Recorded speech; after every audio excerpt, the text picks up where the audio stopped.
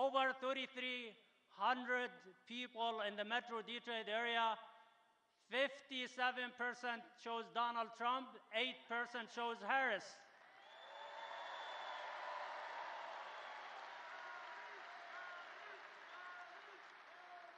Thank you. So, my message to my fellow Arab and Muslim Americans, your votes in the swing states will change the face of America, and your votes will decide the future of America. So please choose carefully between negligence and arrogance of Harris, who never visited your cities or your communities, whose campaign kicked out some of the Arab and Muslim activists after they invite them with special guest invitations, and who refused to meet with any of the Arab American leaders, and between President Trump, who showed so much respect and appreciation to the community, who visited our cities, and who sat down with us and listened to our concerns and showed so much appreciation to the Arab American community. Now, please choose peace over war, stability over chaos, prosperity over hardship, and common sense over nonsense.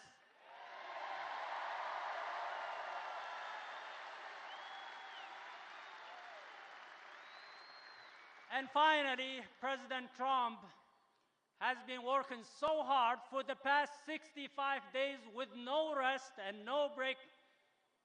This 78-year-old man has been doing everything possible to gain your support, and some people are saying he's a threat to democracy. How is that possible when he's working so hard to gain your support?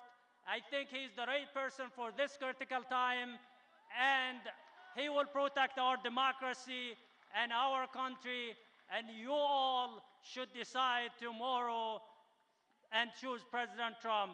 Thank you so much.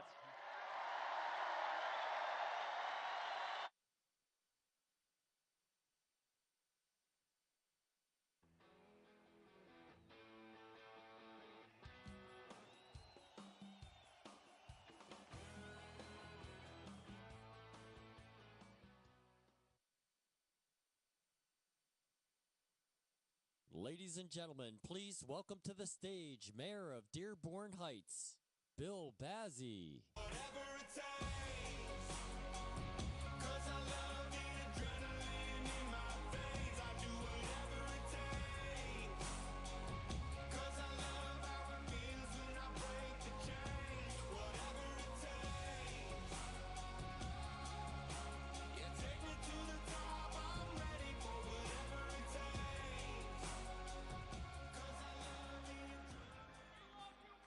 I love you too. Hello, Michigan. I love these guys. I can tell you, Mayor Ghalib Amr, my brother, he said it best. Actually, he took my speech.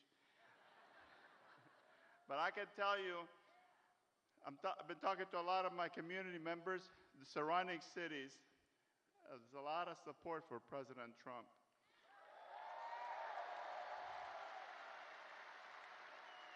I can tell you, on Thursday, I kid you not, I had 15 people that actually came in. They're immigrants, just got their citizenship, first time they voted. After they voted, they told me they voted for President Trump. So,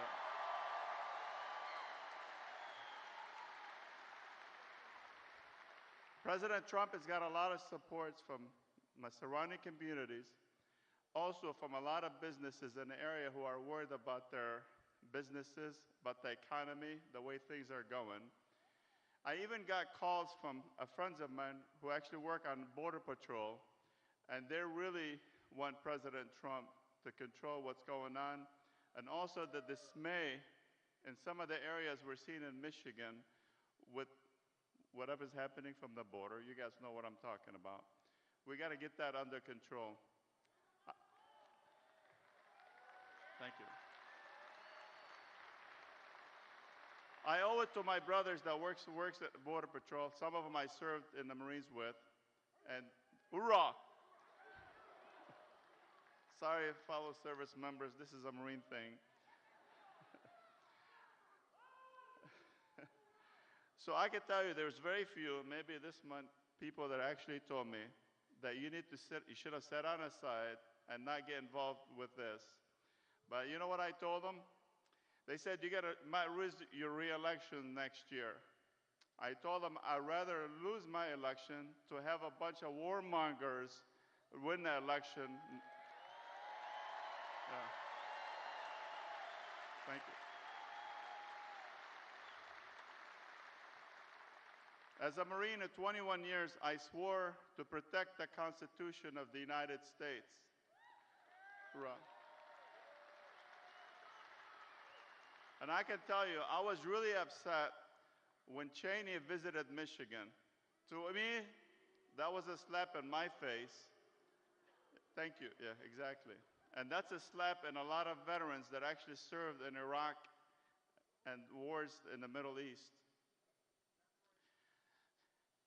One thing that was really upsetting when Cheney said, country over power. What'd she say? Country over party. You lost my train of thought. That's how upset I was. But I can tell you, she actually misunderstood. We all misunderstood. She should have said, money over country. Cheney deceived all the Americans by telling them Iraq had weapons of mass destruction. Yeah. Had a lot of thousands of our military were killed in Iraq. Tens and thousands were injured. Over a million Iraqis were killed. Just deception of the American people. For what? He benefited his company $40 billion. Taxpayers' money. Thank you. So that's one of the reasons I voted, and I just voted recently, but I can tell you, I endorsed Donald Trump to be the President of the United States. Thank you.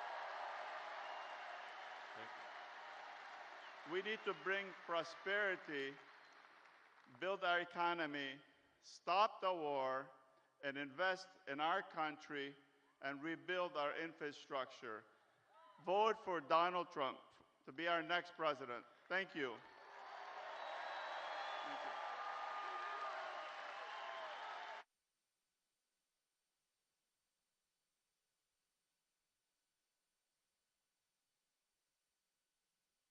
you. Ladies and gentlemen, please welcome to the stage United States Congressman John Moolenaar.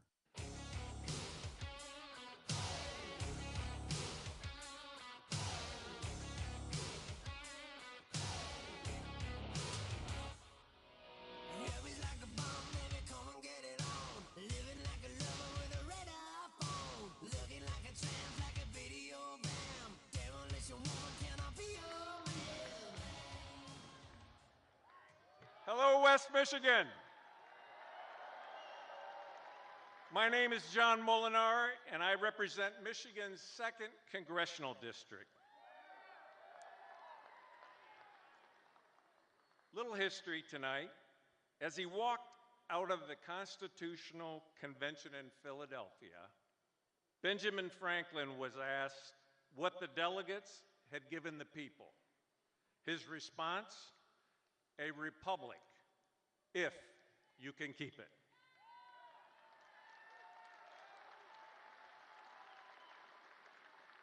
In less than 24 hours, the votes will be cast and the polls will close here in Michigan. Much is at stake. Can we keep this republic?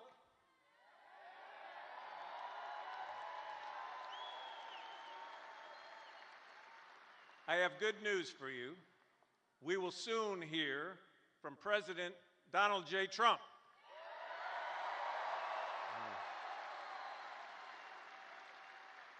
And we know President Trump has our back.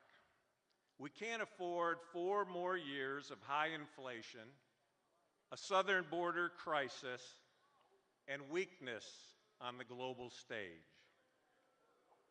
We need common sense solutions for our economy, lower prices, a secure southern border, and strong American leadership here at home and abroad.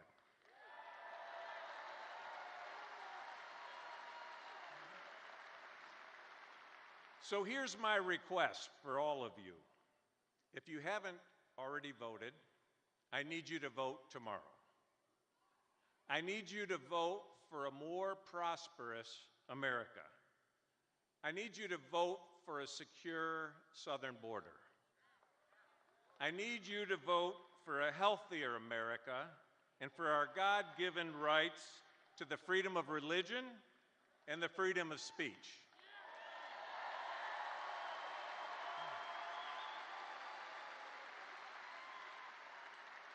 Vote for the right to defend your family and your family's values.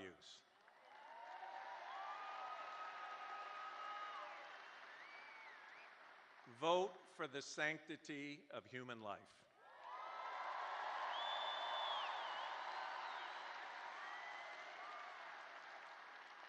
America needs you to vote for President Donald Trump, Mike Rogers for Senate, and I ask that you give us a growing Republican majority in the U.S. House and the Michigan House of Representatives.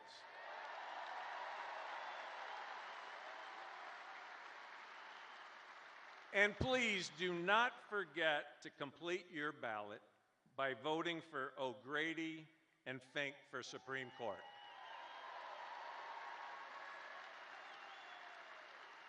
I want to personally thank you for all you've been doing. You've been making phone calls, knocking on doors, placing yard signs, talking to your friends and neighbors about the importance of this election. History will record whether we live out America's full promise or decline, as so many nations have done before us. Our freedom hangs in the balance. Let's make America great again and rise to the occasion by electing Donald J. Trump as America's 47th president. Thank you, and God bless you.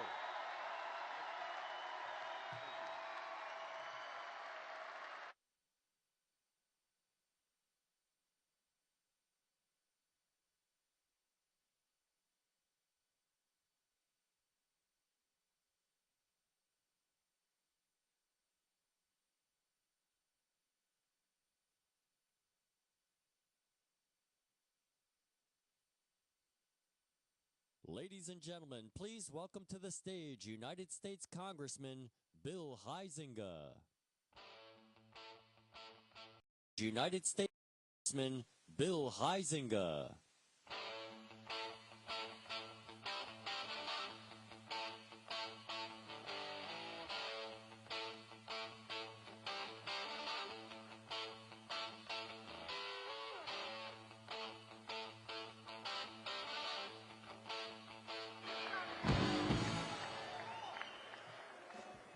I actually got a chance to request Deadly Tedley as my walk-up music, which is pretty cool. Motor City Madman, I don't think he can be here with us tonight, but interestingly enough, this is actually my 3rd election eve rally with Donald J. Trump. Now we're gonna do a little class participation here, all right? Everybody with me? You ready for this? All right. Who here was at DeVos Place just down the road in 2016? Let's hear from you. That's a good crowd. That's a good crowd. Now, who here was out at Grand Rapids Airport freezing their nuggets off? All right. That was a cold night. Interestingly enough, Ted Nugent was backstage trying to keep his hands warm so he could actually do the national anthem. Well, I know that we've got a phenomenal crowd here tonight, and there's as big a crowd who can't even get in. So count yourself lucky as we elect Donald J. Trump, the next president of the United States.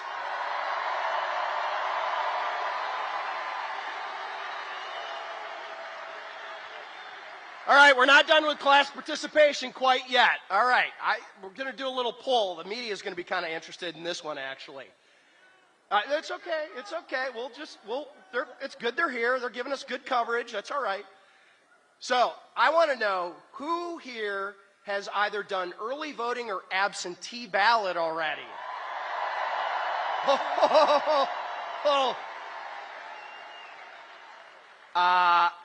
I'm assuming the rest of you are voting tomorrow. All right, there we go. Both of those responses make me think the Democrats are in a lot of trouble. That's right. That's right. All right, so now we've got a little bit of time, not much. My understanding is, I hope I'm not spoiling anything, the president's in the air, he's on his way here, and I think that's a good thing, right? We've all been here for a little while.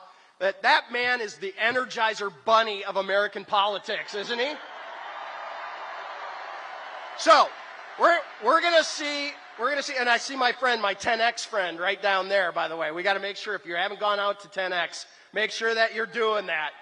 That is a tool to get your friends, your neighbors, and even your cousins that you don't like out to the polls tomorrow. So, but we're gonna see if we can let President Trump know he's coming to Grand Rapids, and I'm gonna divide you. Okay, this way we'll let you guys kind of choose. You're right here. No, it's not gonna be a grow green, grow white, not a go blue. Hold on. All right. So hold on. Hey, as long as we beat Ohio State, that doesn't matter. All right. So, by the way, isn't J.D. Vance the best thing that's come out of Ohio? That's right. All right, stick with me. Here we go. I want this side of the arena, and man, this is an amazing arena. There's not a seat packed. By the way, you better be telling the truth on this. There isn't a single open seat up there, by the way, media. So I want to hear this side of the arena do a Trump. This side of the arena, I want to hear a Vance. So let's go. Trump. One more time. Yeah, that's right. Way to go. Way to go. Way to go. All right. My time's coming up, but I just want to press one thing and make sure that you understand this. Donald Trump needs to go into the White House at 1600 Pennsylvania Avenue. We all agree about that, right? But here's the thing, and I've lived through this. I lived through the first 2 years of the last Trump administration, and I lived through the second 2 years of that first administration. There is no Donald J. Trump agenda. There is no America's agenda if he does not have a majority in the Senate and a majority in the House of Representatives. You with me? You following? We can have him in the White House, but if he does not have the ability to pass his legislation, whether it's energy policy, tax policy, foreign policy, that agenda is dead in the water, and we cannot let that happen. We cannot let that happen. So we've got to make sure that we are electing a Republican majority to the House of Representatives and a U.S. Senate. And guess what? Michigan is at the crossroads of all three of those things right here tonight. All three of those. We are the path to the White House, the path to the Senate majority, and the path to the House majority. And that's how we get our agenda, your agenda done. So, who wants to go win? All right. Now, let's give it one big send-off. Trump, Vance, Trump. Let's go win!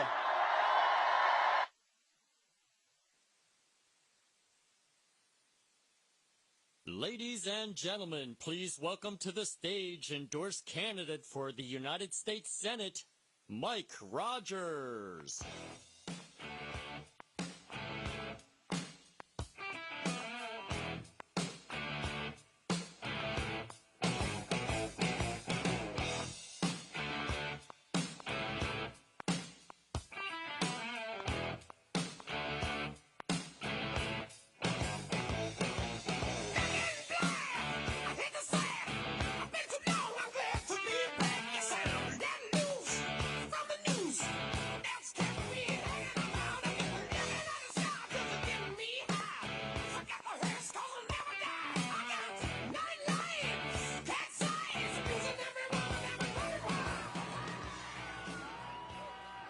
Are you guys fired up?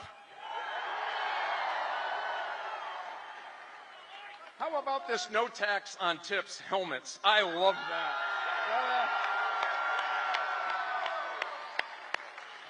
I love that. Those are called, working hats. How about that?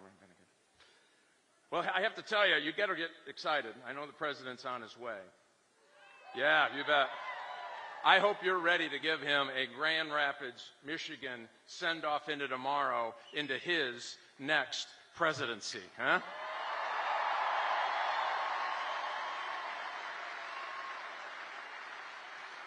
And I want you to do me a favor. There's 4 generations of military service in our family, 4 in my wife's family as well. Our son, Lieutenant John Rogers, is here with us this evening. I don't know where he's at. I don't know where he went.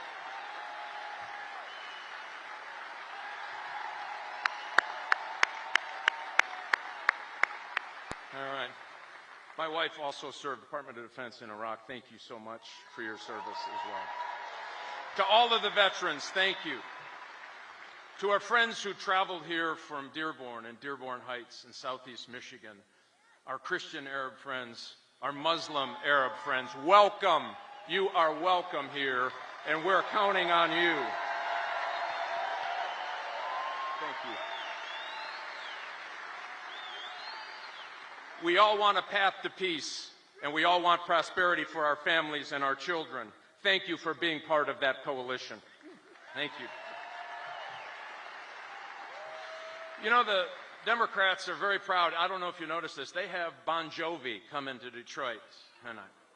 Yeah. Right now. This is okay. This is really okay. I'll tell you why. They got Bon Jovi. We got auto workers.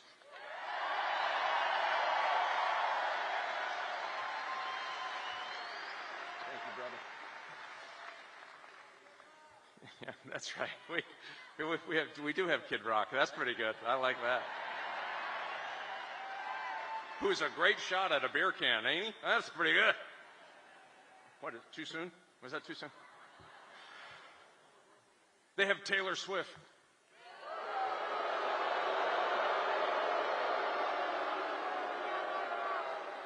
We got Teamsters. They got Sarah Jessica Parker. We've got farmers on our team.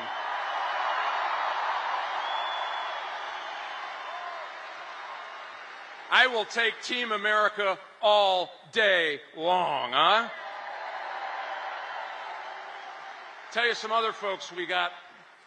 Met a guy who was the valet, the bellhop valet, who came here about 10 years ago from a Caribbean country. And we just happened to be chatting about where he was at and where he was going.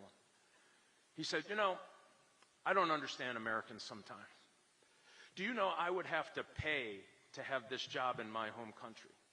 And I would have to pay every month a VIG to somebody who helped me get this job in my country. And he said, you know what happened here? I came here and said, I'm going to be the hardest working guy you have here if you give me a chance. And he said, you know what? Unbelievable. Not only they give me the job, but after 10 years of saving, I'm going to be able to afford my first house.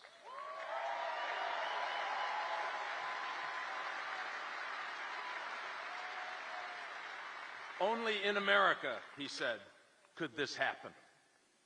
Think about what we have and who we are. We stopped at a Lebanese restaurant, actually, on the way. We were in the southeast side of Michigan today. We were with J.D. Vance earlier today, who did a phenomenal job. In Flint, Michigan, I will say. The owner was Muslim. He had Arab Christians working on his staff. Yeah, you bet. Chaldeans, Egyptians. You bet. I love it. I love it. I love it. Yeah, I love Chaldeans. Yeah. Make sure you all come to the polls tomorrow. I love it. They all came out one by one, all of them, the servers, every one of them. And he came out and said, I will tell you something. I know there was some trepidation about voting Republican. He said, but look at my restaurant. Candidly, it wasn't all that full. He said 4 years ago, we used to have 45, an hour, and 90-minute waits. The Democrats are stealing our future. Think of that. And one staff after another came out and said, we can't handle this. We are voting Republican.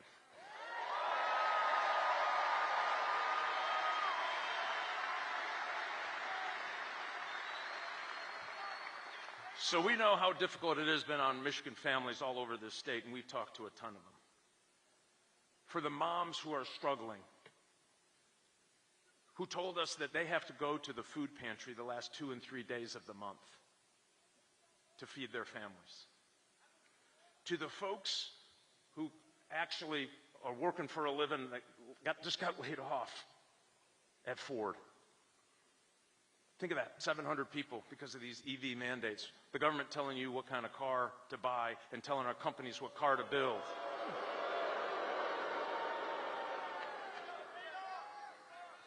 We're going to kill those EV mandates.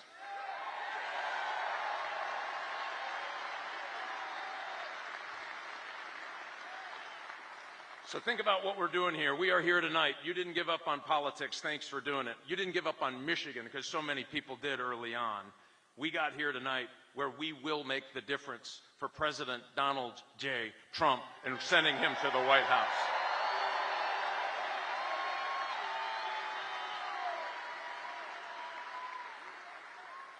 And for those families that had to go home and talk about that pink slip with their family, which, by the way, goes through Thanksgiving and Christmas, we need to tell them something tomorrow by our showing up, by you bringing 5 of your friends, by finding that crazy Uncle Earl that we all have that hasn't voted in 10 years. You got to find him, get him to the poll. Yeah, everybody knows that. My family says it's me. I don't know. It could be. We need to tell those auto workers, come tomorrow, we're going to have your back. We're going to tell that woman who is taking groceries off of the conveyor belt and putting it back in the cart because they can't afford it, tomorrow we will have your back. We're going to tell police officers who have been treated like doormats for the last 4 years, come tomorrow, we will have your back.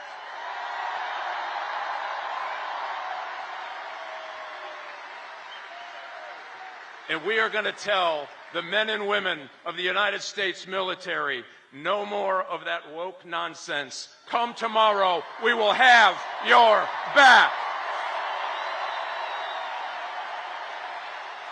I know you're fired up. Let's do this. Let's win for our country, for our citizens, for the future of the United States of America. Let's get Donald J. Trump in the White House. Let's get Mike Rogers in the Senate. And let's get rid of Chuck Schumer. God bless you. Get out there. Get it done. Go for America.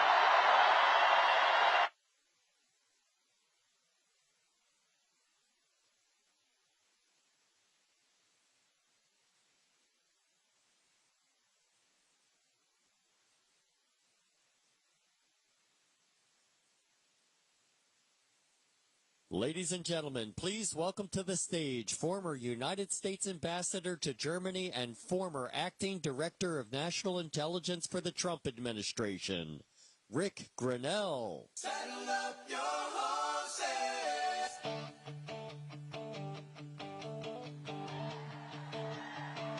Saddle up your Let's go! Oh, saddle up your horses. Come on, get ready to ride. Saddle up your horses. We got a trail to lay. Through the wild blue yonder of God's lands and grace. Let's follow our leader into the glorious unknown. Let's go! Hello, Michigan! I gotta tell you, it feels good to be home. I'm a Michigander. I know I play a Californian on TV, but I am born in Muskegon.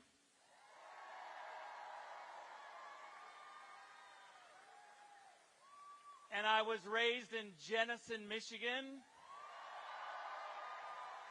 And it feels good to be back home. Let me just tell you, we got some work to do. As my mom will tell you, we West Siders always vote right, but if it wasn't for Detroit, we'd be winning these elections. But I got some news for you this time. We've been working Detroit. We've been working Wayne County. And let me tell you one thing about Wayne County and our Arab brothers and Muslim brothers and sisters. Let me tell you one thing about them. They want peace. And Donald Trump is the peace candidate. He's the one who's going to deliver peace. No more wars. No more open borders. We're tired of it. And we're tired of the left telling us, telling you, that somehow you are mean-spirited for wanting to have a closed border. You're not mean-spirited. Matter of fact, you are the most generous people in the history of the world when it comes to immigration. We give roughly 1 million people a year U.S. citizenship. No other nation comes even close to that. You are generous. But guess what? There's 500 million people who want to come to this great country. You got to have rules. You got to vet people. We welcome immigrants who are legal, who do it the right way. Don't cut the line. Don't cut the line. We're not going to apologize for wanting to have rules. And by the way, we conservatives and Republicans and independents and common sense people, you can't tell us that somehow wanting to have rules and a closed border makes us racist. We think when you came up with this idea of sanctuary cities, it sounds like a spa day. Sanctuary city. Who would be against sanctuary cities? It sounds so nice. But let me tell you what sanctuary cities are. It's an evil concept. It's an evil concept where you get to break federal law and get protection. That is unacceptable. We hear from our friends on the left constantly talking about undermining democracy. Nothing undermines democracy when you attack the rule of law with a sanctuary city.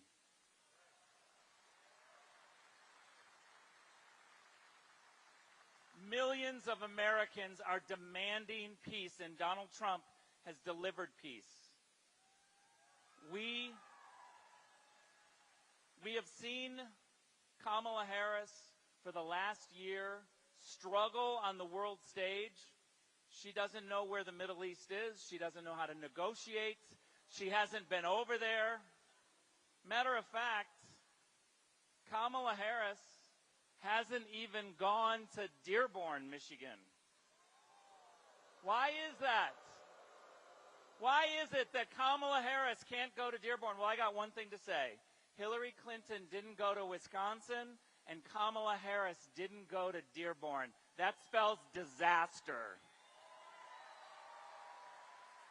Ladies and gentlemen, we are going to win Michigan. We're going to put Mike Rogers in the Senate. But let me tell you how we have to do it. Gone is the day that you get to come into the Van Andel Arena, come down here with a whole bunch of people who believe the same way, listen to some speeches, get riled up, and go home and cross your fingers and hope that we win tomorrow night while you sit on your couch and watch TV. Gone is that day. I wish that we lived in the America where you could just watch. But I'm here to tell you, if you watch, you're going to lose your country. We are not promised to be the greatest country in the history of the world forever. You have to work for it. When you leave this arena, you've got work to do tomorrow. Every single person has to call everybody they know and say, I'm voting for Donald Trump and Mike Rogers, and here's why. You have to do this. Listen, we spend a lot of money on TV commercials and pamphlets, and your mailboxes are being flooded. but there is no better way to get someone to vote for Donald Trump than for you to say to them, I need you to vote for Donald Trump. I'll drive you. I'll take you to the polls. Bug people tomorrow. You have a job to do. And let me just finish with this. I know President Trump,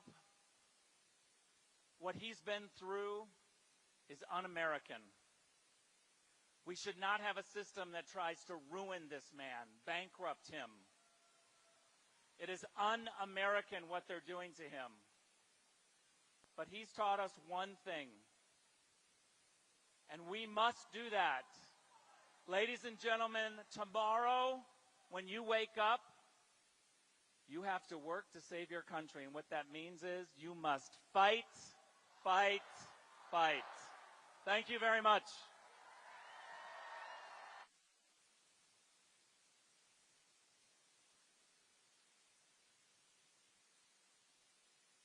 Ladies and gentlemen, please welcome to the stage Governor of North Dakota, Doug Burgum.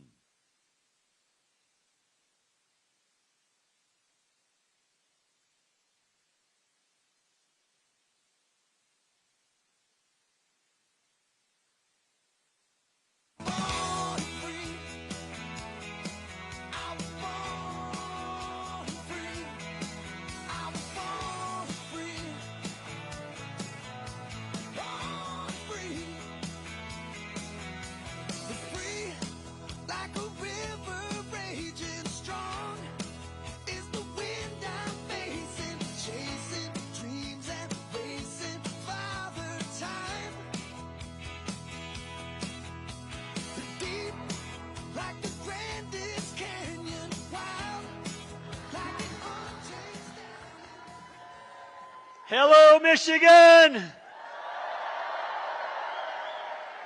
Are you ready to rock? Yes, you need to be, because if you're here tonight, you're part of history. Yes, you are. This is a historic evening. How many of you were here 8 years ago when President Trump? Raise your hand if you were. Well, everybody here is going to be able to raise their hand in the future and say you were here the night when the greatest political comeback in American history occurred, and it happened right here in Grand Rapids, Michigan.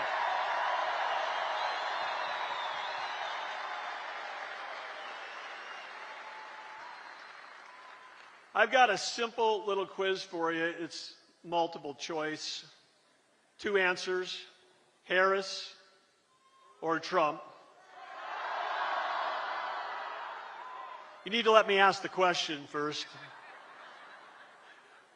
Who's going to win Michigan? Who's going to win Michigan? Who are we going to send back to the White House? Yes, that's right. That's what's going to happen. Everyone tells you that this is the most important election of their lifetime, but this one actually is. And the other thing that we need to understand is, well, it is a national election. There are over 3,000 counties in America. This election is going to be decided tomorrow. About half the electorate hasn't voted yet, 50% of our country voting tomorrow, and that election is going to be decided in 19 counties in 7 states. And this is one of those counties that's going to decide the election. And again, who's going to win tomorrow here?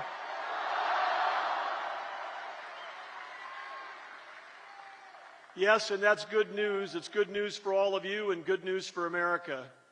And I want to start with a message from President Trump, and that's one of gratitude. Gratitude for each and every one of you, because if you're in this room, I got to believe that you've been knocking on doors. I see those white Trump Force captains out there. Thank you all for everything you've been doing. How many people have put up a sign in their yard? Look at that. How many of you have talked to a friend about who you're going to vote for? How many of you have posted something online about your support for President Trump? Yes, this room, and many watching at home, you are the force multiplier. You're the group that's overcoming all the misinformation and all the lies. You're out there talking about something that no one can take away from you, and that's your lived experience. And your lived experience is there anything in your life today that costs less than it did 4 years ago? Were you better off when President Trump was president? Well, that's all you need to tell to your friends tomorrow, that we've got a proven leader that can bring our country back, American greatness. And when we're in a room like we are tonight, and we start with a prayer, and we start with a pledge, what I see, I don't see garbage. No. What I see is the best of America. The best of America, where people come together because they care about their country, they care about their community, they care about their family, they care about their kids, they care about their grandkids, and they care about generations that haven't been born yet. That's what I see in this room.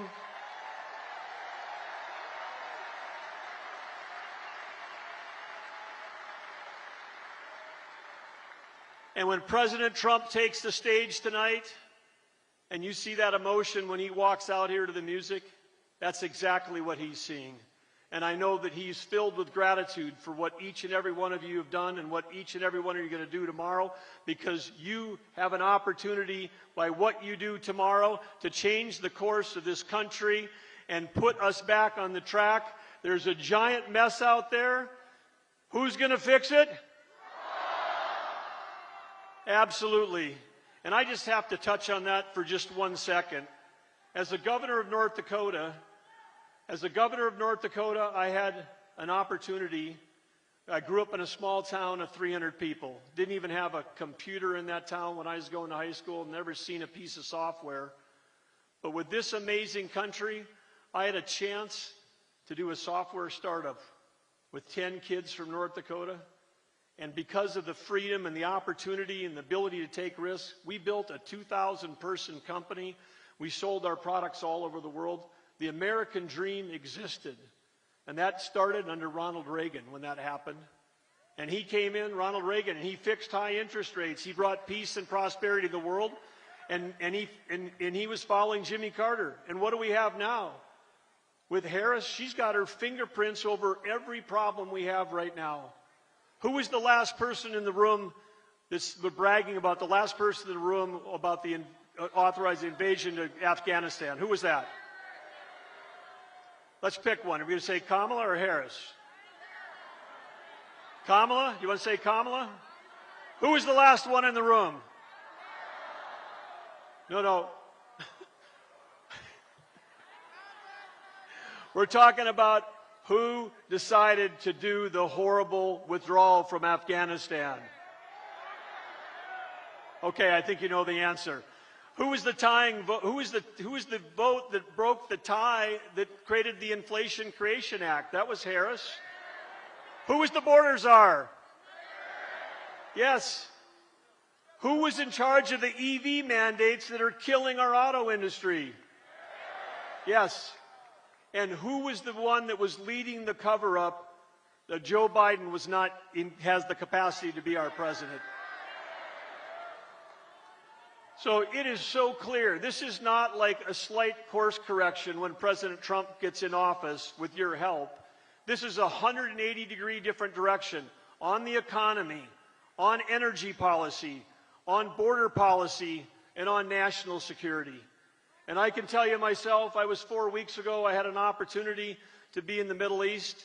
They can't wait for President Trump to come back in and bring peace back to the world.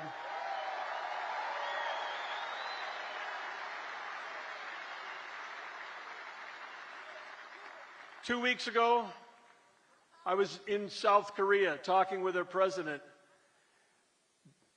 51 million people living in a spot that's half the size of North Dakota, 20 miles away from the DMZ on the other side.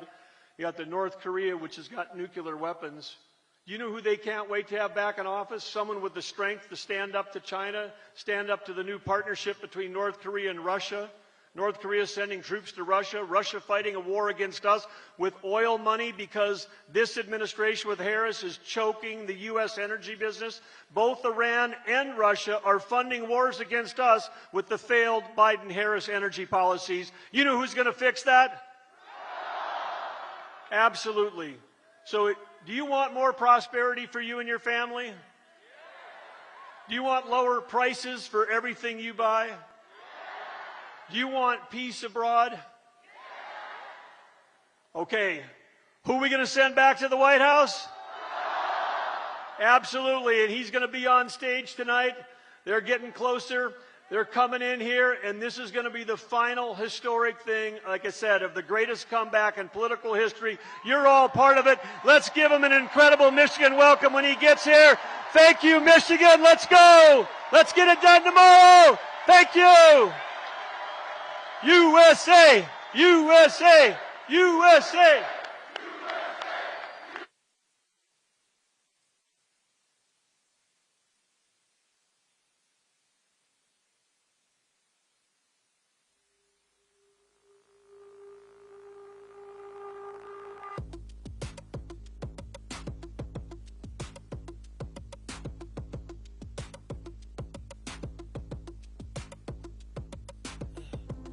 I'm trying to put you in the worst mood.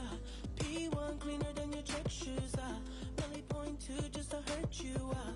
All red lamp just to tease you. None of these toys on lease to. Made your whole year in a week too. Main bitch out of your league too. Side bitch out of your league too. House so empty, need a centerpiece. 20 racks a table come from ebony. Cut that ever into skinny pieces. Now she clean up with her face, man, I love my baby. You talking money, need a hearing aid. You talking about me, I don't see a shade. Switch on my side, I take any lane. Switch on my core if I kill any pain. Look what you done. I'm a motherfucking star boy. Look what you done. I'm a motherfucking star boy. Every day a nigga try to test me, Every day a nigga try to end me, Pull off in the roadster SV, Pockets overweight getting hefty, Coming for the king, that's a far cry. I come alive in the fall time, The competition, I don't really listen. I'm in the blue moon song, bumping new edition. House so empty, need a centerpiece. 20 racks a table come from ebony. Cut that ever into skinny pieces. Now she clean up with her face, man, I love my baby. You talking money, need a hearing aid. You talking about me, I don't see a shade. Switch on my side, I take any lane. Switch on my core if I kill any pain. Look what you done. I'm a motherfucking star boy. Look what you done. I'm a motherfucking star boy. Let a nigga bracket, legend of the fall. Took the year like a bandit. Bought mama a crib and a brand new wagon. Now she hit the grocery shop looking lavish. Star Trek roof in the Wraith the Con. Girls get loose when they hear the song. 100 on the dash, get me close to God. We don't pray for love, we just pray for cause. House so empty, need a centerpiece. 20 racks a table come from ebony. Cut that ever into skinny pieces. Now she clean up with her face, man, I love my baby. You talking money, need a hearing aid. You talking about me, I don't see a shade. Switch on my side, I take any lane. Switch on my core if I kill any pain. Look what you done. I'm a motherfucking star boy. Look what you done. I'm a motherfucking star boy. Look what you done. I'm a motherfucking star boy. Look what you done. I'm a motherfucking star boy.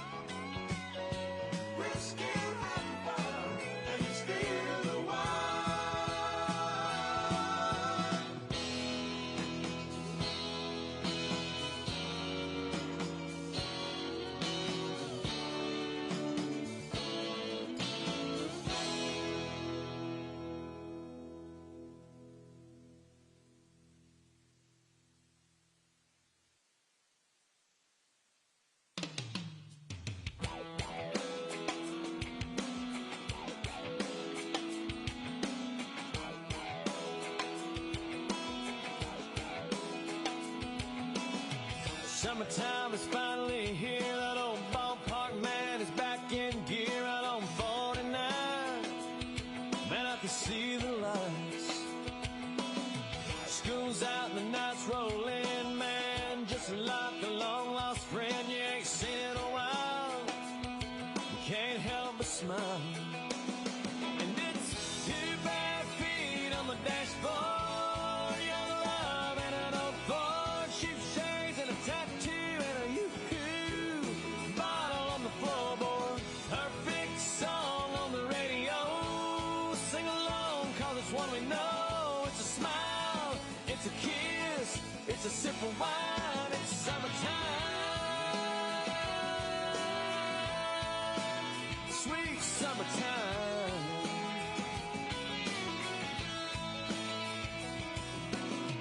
Temperature says 93 down at the deposit and guarantee, but that swimming hole, it's nice and cold. Bikini bottoms underneath, but the boys' hearts still skip a beat when them girls shimmy off them old cutoffs. And it's 2 bare feet on the dashboard. Young love and an old Ford. Shoe shades and a tattoo and a yoo-hoo. Bottle on the floorboard. Perfect song on the radio. Sing along, cause it's one we know. It's a smile, it's a kiss, it's a sip of wine. It's summertime, sweet summertime.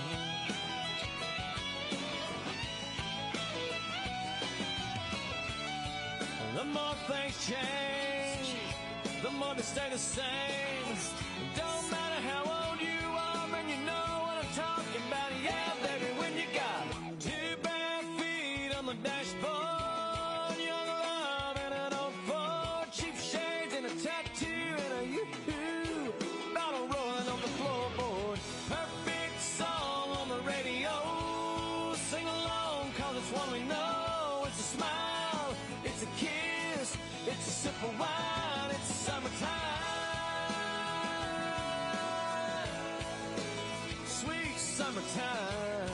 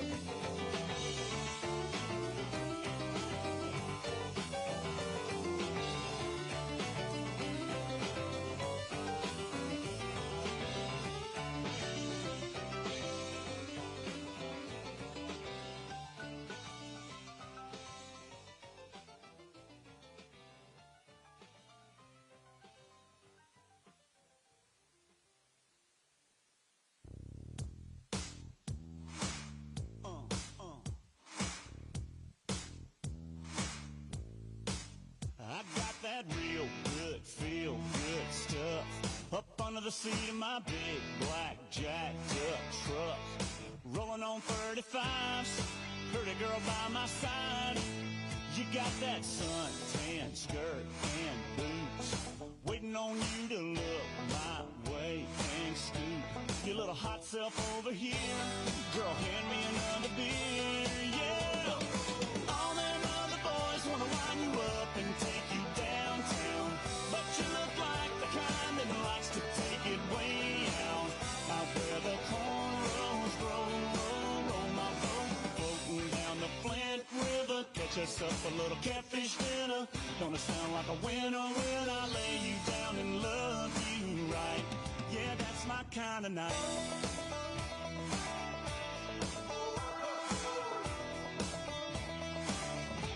Might sit down on my diamond plate tailgate, put in my country ride, hip-hop mixtape. Little Conway, little T-Pain, might just make it rain. You can hang your T-shirt on a rim. Hit that bank and we can ease on in. Soak us up a little moonlight. You know I know what you like, yeah. All them other boys wanna line you up and take you downtown, but you look like the kind that likes to take it way out. Out where the cornrows grow, roll my boat, floating down the Flint River. Catch us up a little catfish dinner. Gonna sound like a winner when I lay you down and love you right. Yeah, that's my kind of night. Yeah, that's my kind of night. My kind of, your kind is this kind of night. We dance in the dark and your lips land on mine. Oh, gonna get our love on.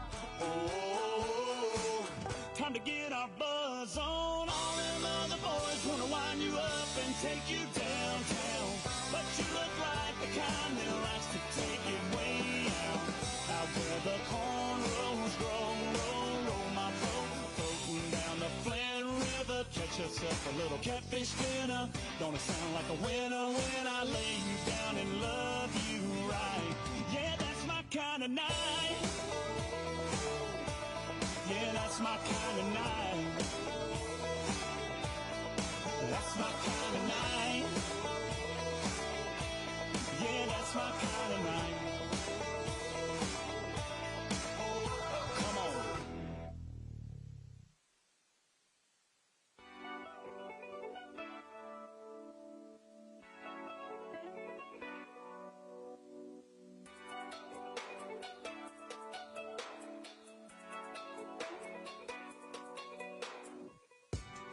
I know we hurt you, made you scared of love, too scared to love.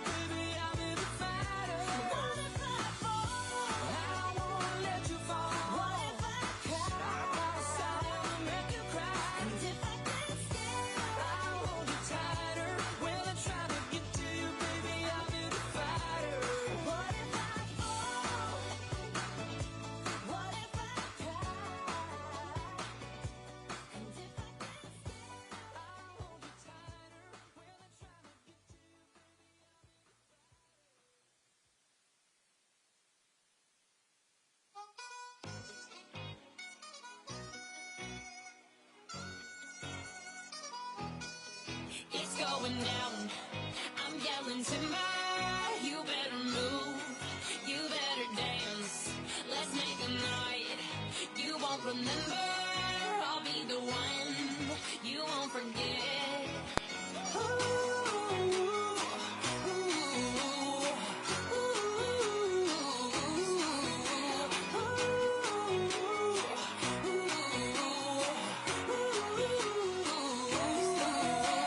The bigger they are, the harder they fall. These biggity boys are diggity dog. I have them like Miley Cyrus, clothes off, twerking in their bras and thongs.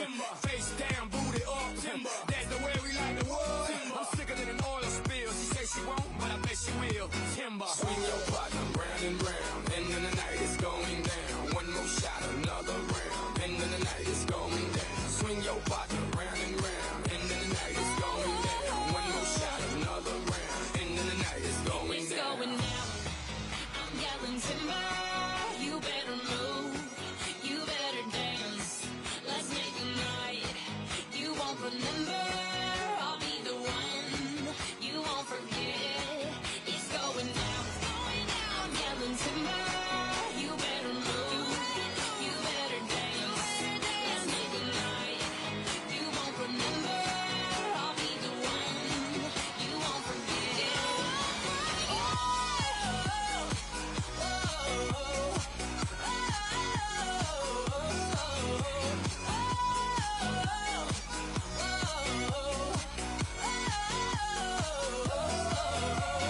Look up in the sky, it's a bird, it's a plane. Nah, it's just me and the damn thing changed. Live in hotels, swing on planes. Blessed to say, money ain't a thing. Club jumping like LeBron now.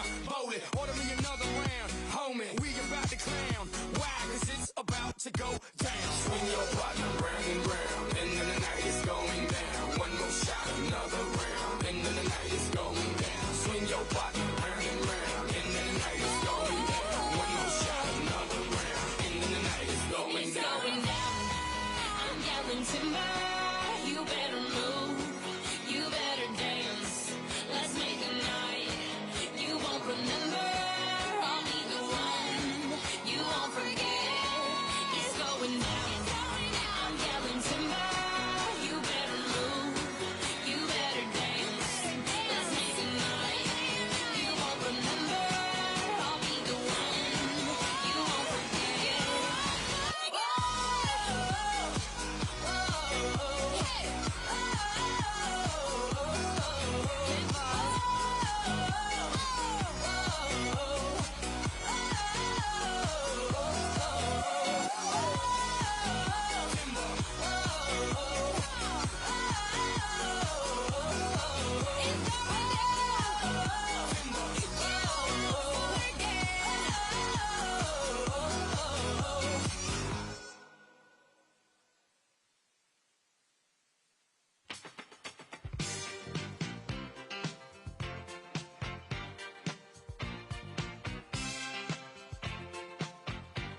I said upside down, you're turning me. You're giving love instinctively.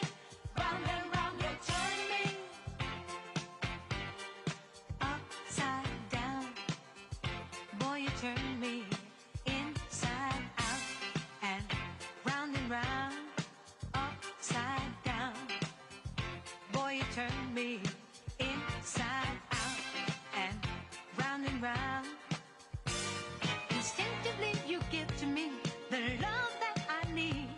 I cherish the moments with you.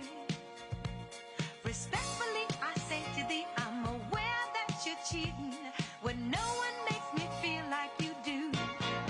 Upside down, boy, you turn me inside out and round, upside down.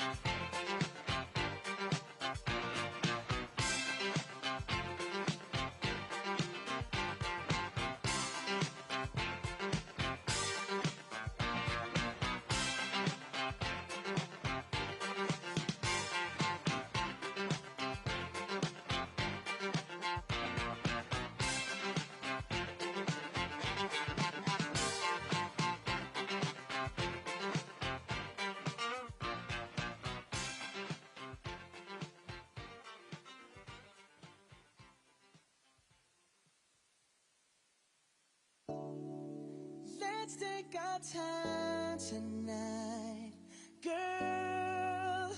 Above us, all the stars are watching. There's no place I'd rather be in this world. Your eyes are where I'm lost in, underneath the chandelier.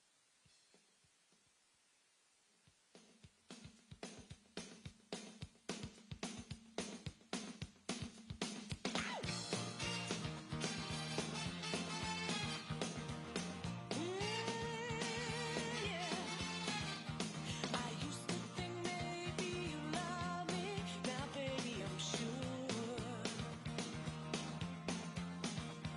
And I just can't wait till the day when you knock on my door. Now every time I go for the mailbox, I gotta hold myself down. 'Cause I just can't wait till you write me you're coming around. Now I'm walking on sunshine. Whoa, I'm walking on sunshine. Whoa, I'm walking on sunshine. Whoa, and it's starting to feel good. Hey, all right now, and it's starting to feel good. Hey, yeah. I used to think maybe you love me, now know that it's true. And I don't want to spend my whole life just waiting for you. Now I don't want you back for the weekend, not back for a day. And no, I said baby I just want you back, and I want you to stay. Oh yeah, I'm walking on sunshine. Whoa, I'm walking on sunshine. Whoa, I'm walking on sunshine. Whoa, and it's starting to feel good. Hey, all right now, and it's starting to feel good. Yeah, oh yeah, and it's starting to feel good.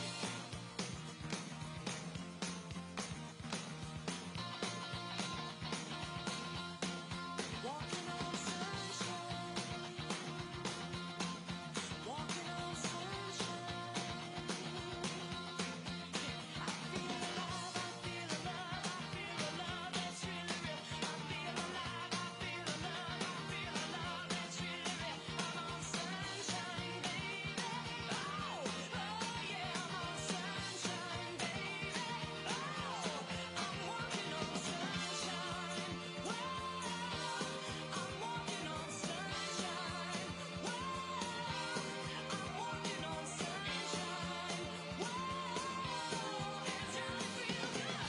Hey, all right now, and it's starting to feel good. I said again now, and it's starting to feel good.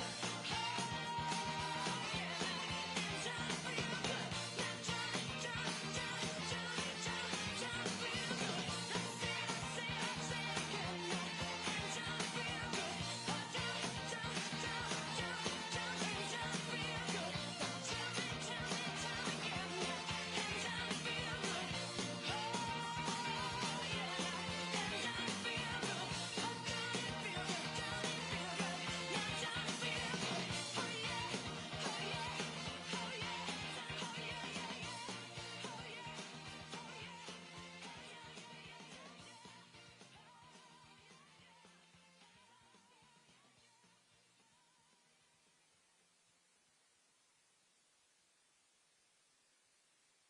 Sunday morning, man, she woke up fighting mad,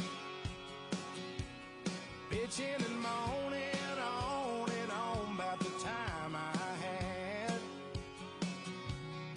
And by Tuesday, you could say that girl was good as gone.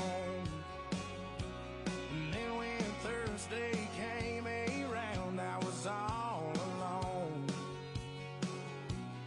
So I went for a drive to clear my mind, ended up at a shell 65. Then I won $100 on a scratch-off ticket, bought 2 12-packs and a tank of gas with it. She swore they were a waste of time, all but she was wrong. I was caller number 5 on the radio station, won a 4-day, 3-night beach vacation. Deep sea senorita fishing down in Panama. And I ain't gotta see my ex-future mother-in-law anymore. Oh Lord, when it rains, it pours.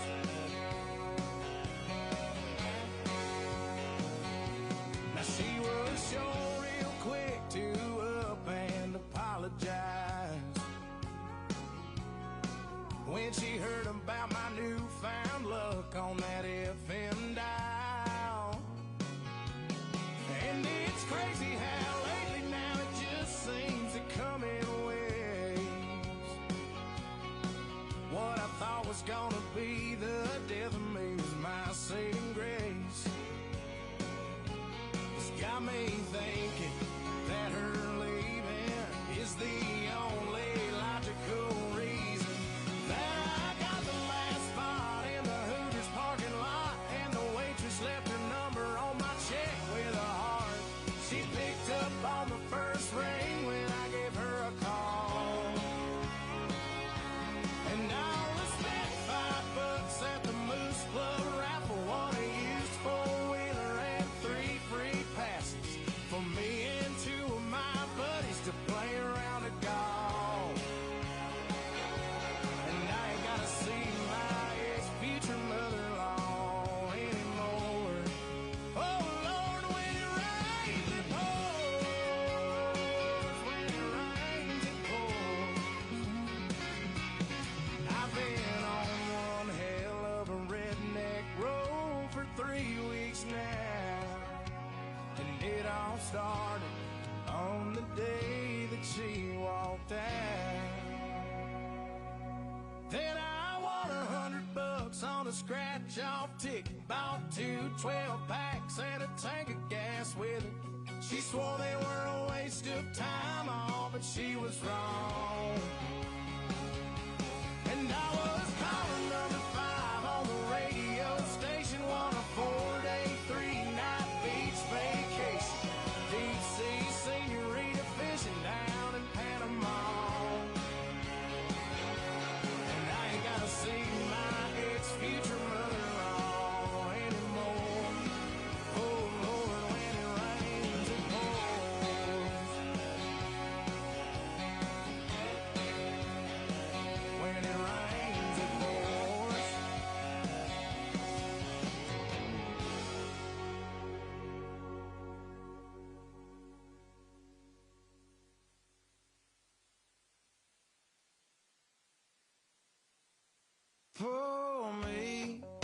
Pour me another drink, 'cause I don't wanna feel a thing no more, hell no. I just wanna sip it till the pain wears off. Pour me another round. Line 'em up and knock 'em down. 2 more, let's go, 'cause I ain't never heard like this before. Don't wanna think about her, or wear a ring without her. Don't wanna hit the karaoke bar, can't sing without her. So make them drinks strong, 'cause brother, she's gone. And if I'm ever gonna move on, I'ma need some whiskey glasses, 'cause I don't wanna see the truth. She's probably making out on the couch right now with someone new. Yeah, I'ma need some whiskey glasses if I'm gonna make it through. If I'ma be single, I'ma need a double side of that heartbreak proof.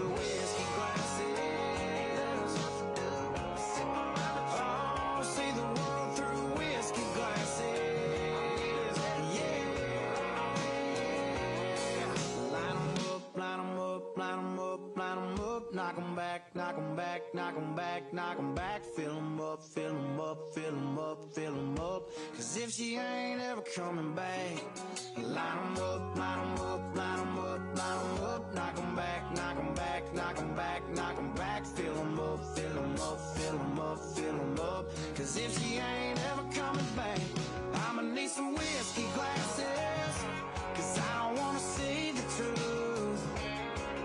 She's probably making out on the couch right now with someone new. Yeah, I'ma need some whiskey glasses if I'm gonna make it through. If I'ma be single, I'ma need a double shot of that heartbreak proof and see the world through whiskey glasses. Oh, see the world through whiskey glasses. Yeah.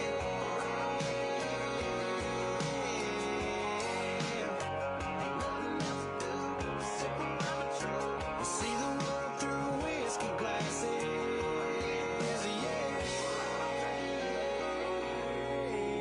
Yeah.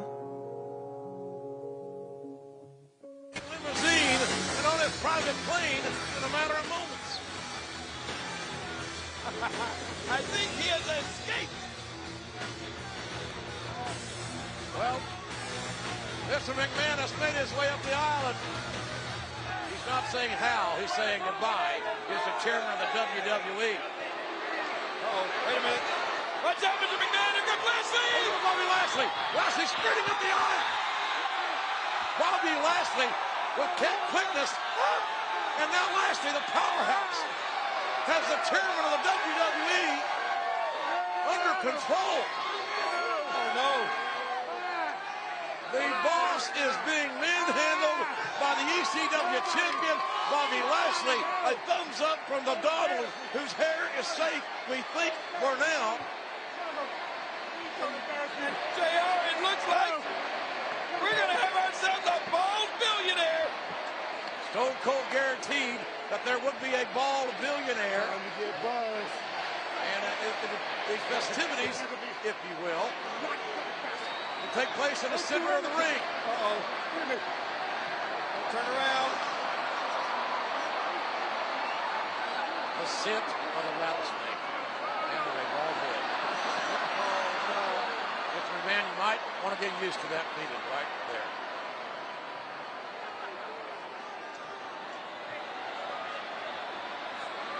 Oh! Look out! There it is!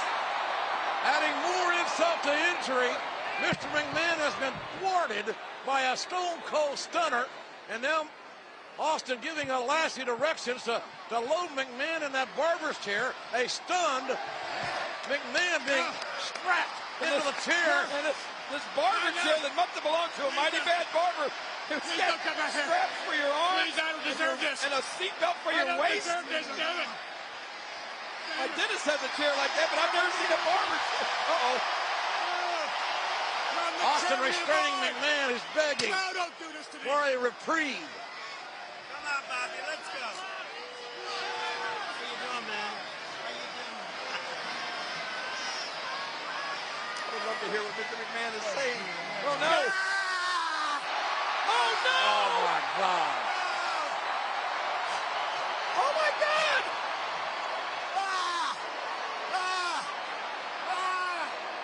Trump and Lashley shaving Mr. McMahon bald. Don't do this to me. You can hear Mr. McMahon screaming over here at ringside, JR. Oh, no.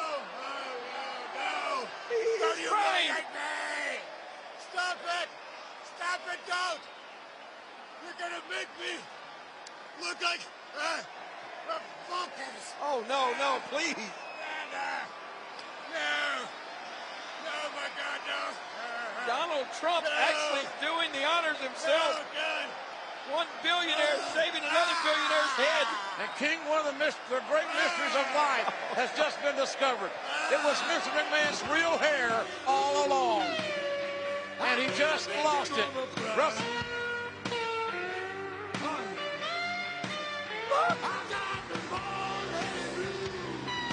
Bald-headed blue. Oh, no, wait a minute.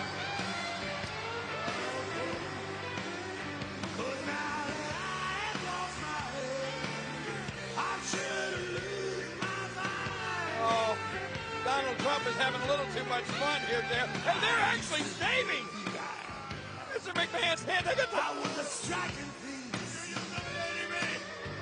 No.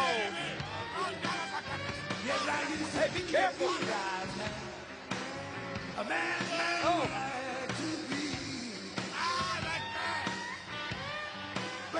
Sarah, what are you smiling at? You think this is funny? I'm not really smiling.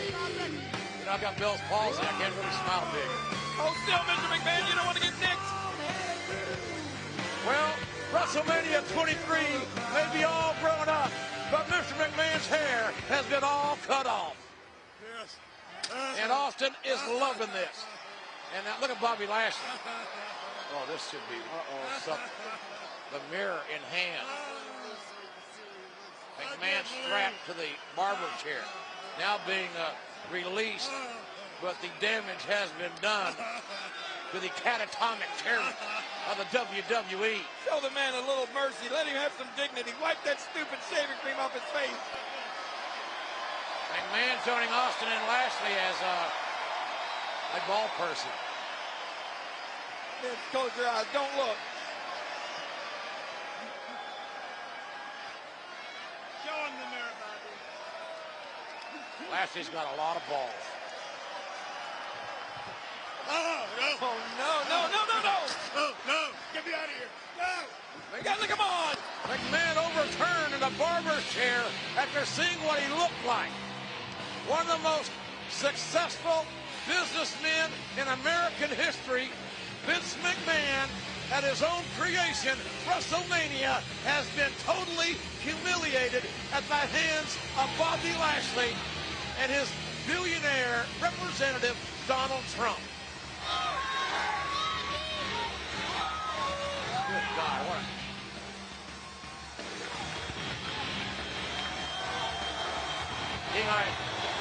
I almost have empathy for Mr. McMahon.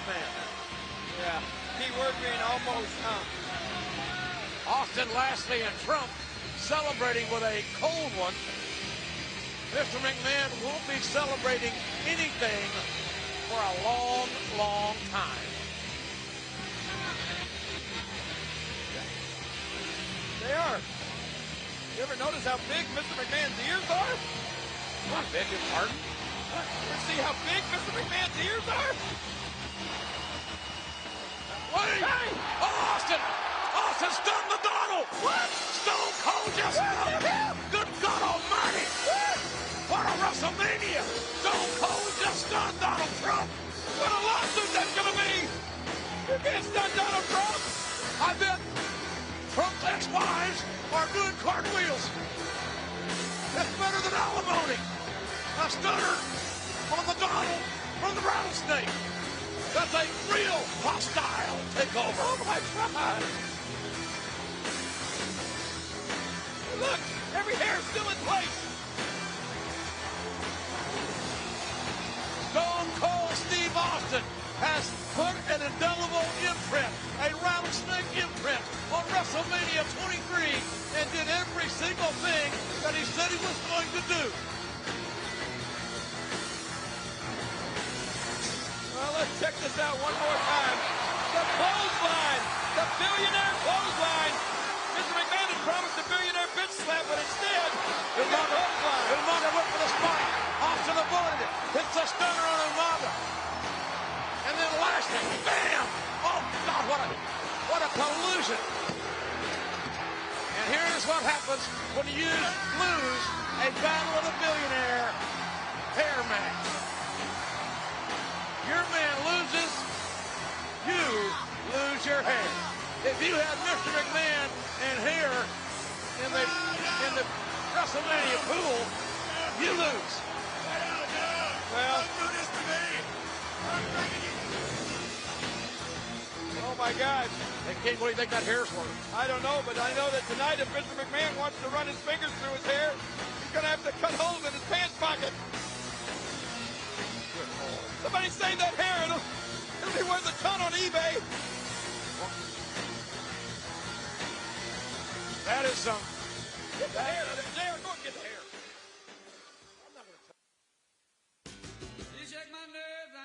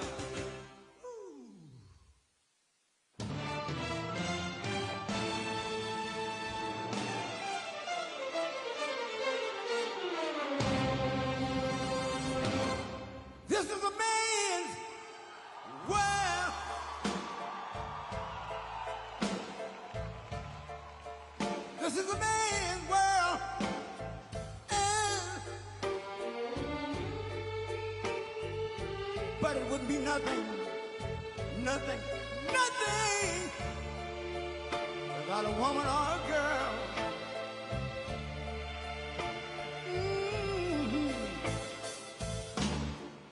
You see, man made the car to take us over the road.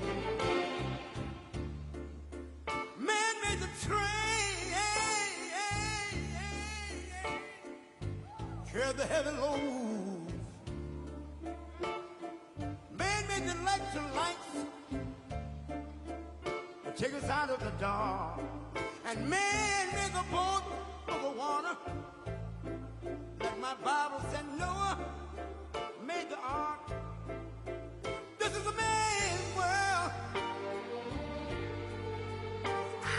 Ow! But it wouldn't be nothing, nothing, nothing without a woman or a girl.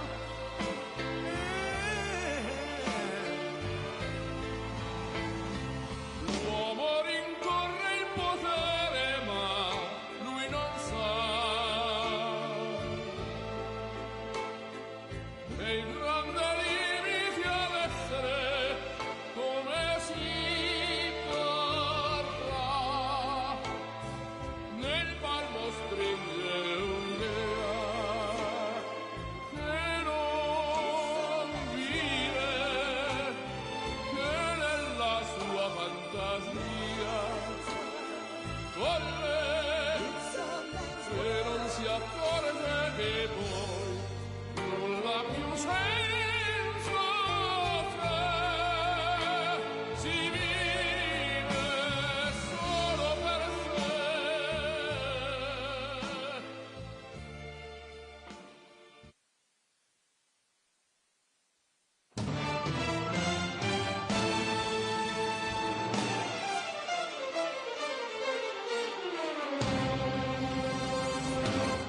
This is a man's world.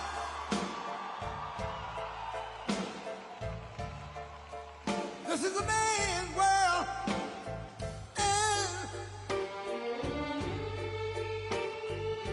But it wouldn't be nothing, nothing, nothing without a woman or a girl.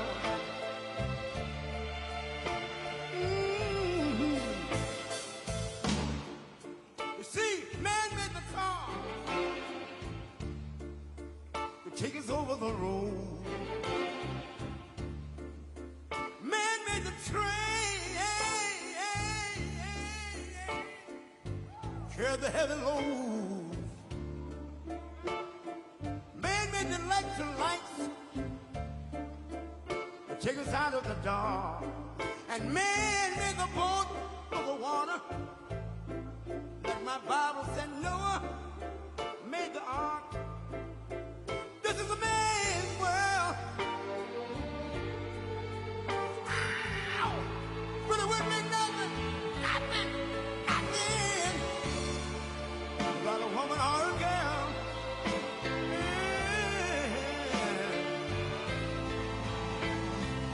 L'uomo rincorre il potere, ma lui non sa nei grandi limiti ad essere come si parla, nel palmo stringe un'idea che non vive, che nella sua fantasia corre, se non si accorge che poi non ha più senso se si vive solo per sé.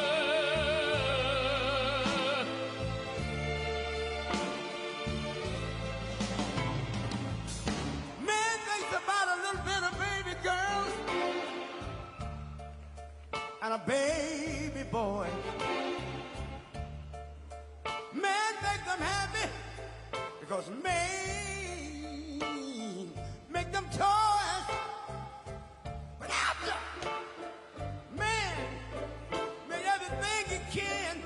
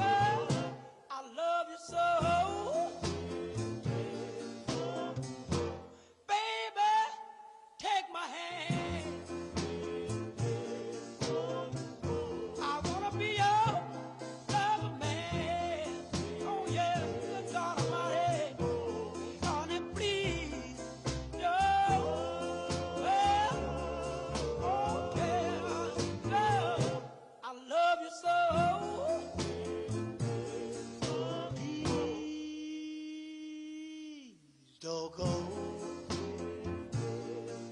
Please don't go. Honey, please don't go. Girl, I love you so. Please, please.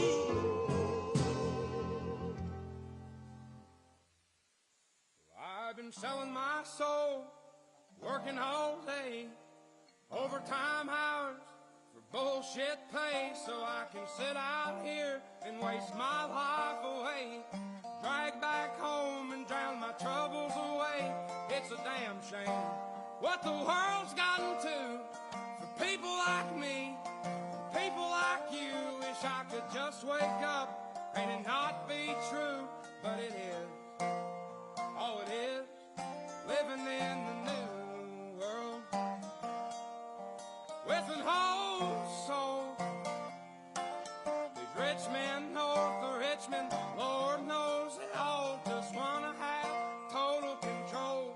Wanna know what you think, wanna know what you do, and they don't think you know, but I know that you do. 'Cause your dollar ain't shit, and it's taxed to no end. 'Cause the rich men, north of Richmond.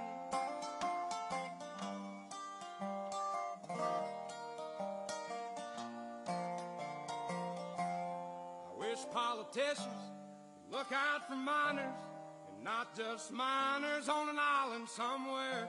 Lord, we got folks in the street, ain't got nothing to eat, and the obese milking welfare. Well, God, if you're 5'3" and you're 300 pounds, taxes ought not to pay for your bags of fudge rounds. Young men are putting themselves 6 feet in the ground, 'cause all this damn country does is keep on kicking them down.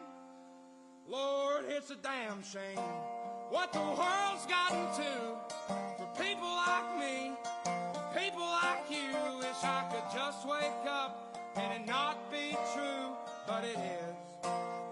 Oh, it is living in the new world with an whole soul.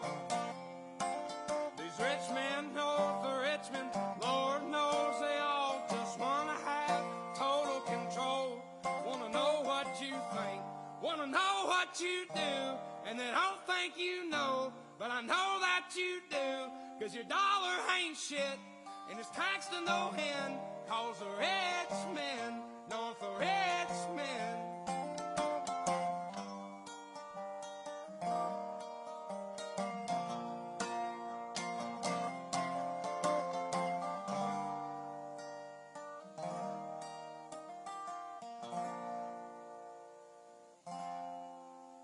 I've been selling my soul, working all day, overtime hours for bullshit pay.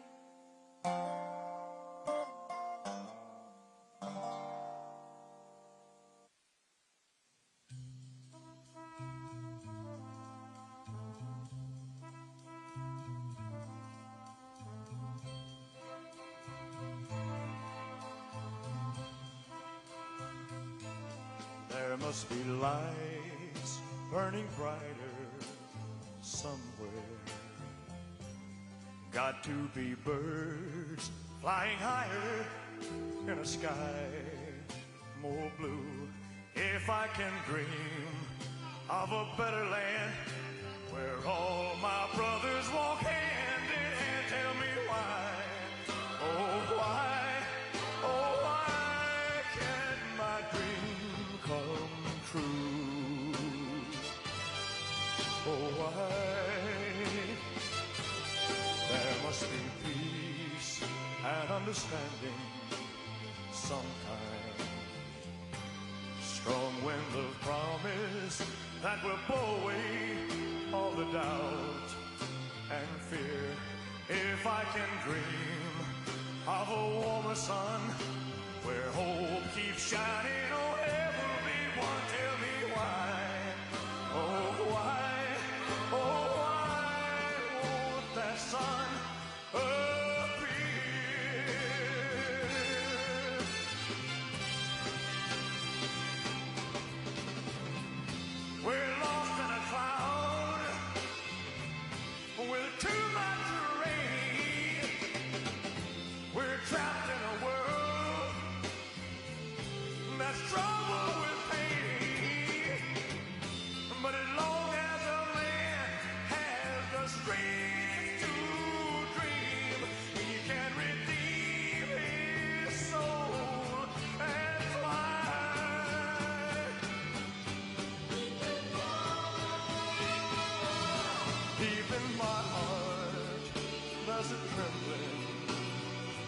question. Still, I am sure that the answer's gonna come somehow. Out there in the dark, there's a beckoning candle. Oh yeah, and while I can think, while I can walk, while I can stand, while I can talk, while I can dream, please let my dream come true.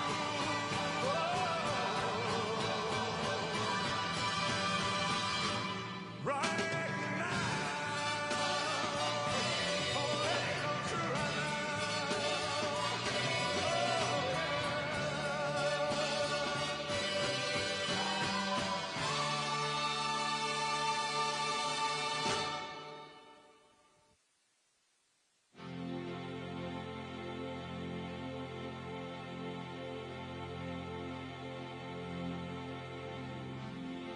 It's been 7 hours and 50 days since you took your love away.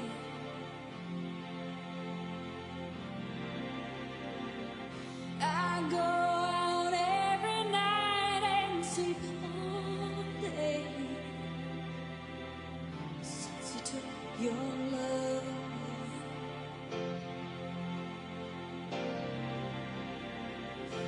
Since you've been gone, I can do whatever I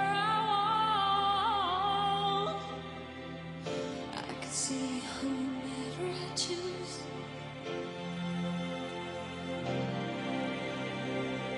I can eat my dinner in a fancy restaurant, but nothing, I said nothing can take away this blues. 'Cause nothing compares to you.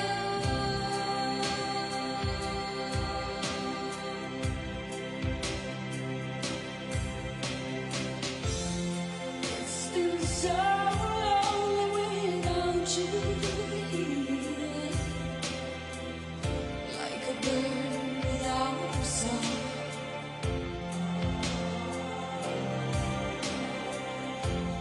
Nothing can stop these lonely tears from falling.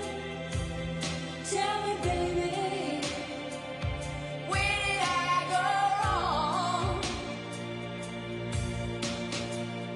I put my arms around every boy I see. They only remind me of you.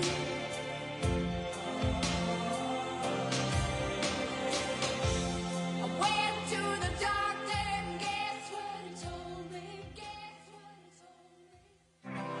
What will we do with this moment? How will we be remembered?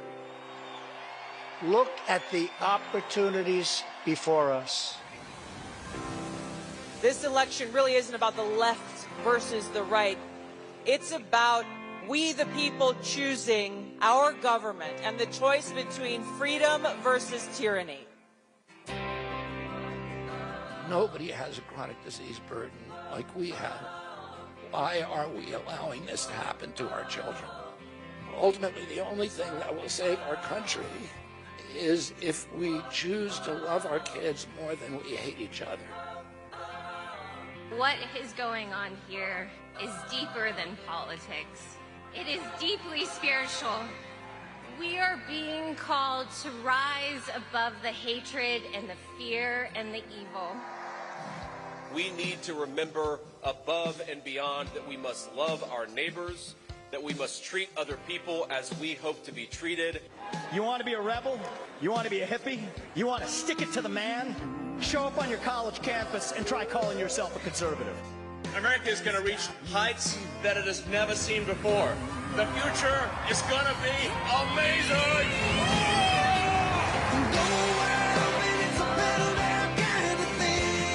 Don't you want healthy children? Don't you want a president that's going to make America healthy again.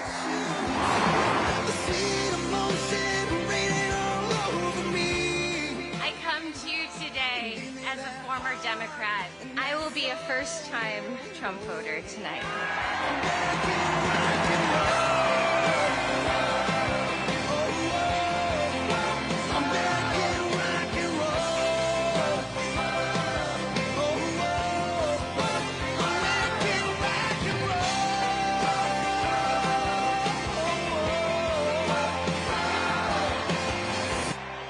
The people dreamed this country, and it's the people who are making America great again.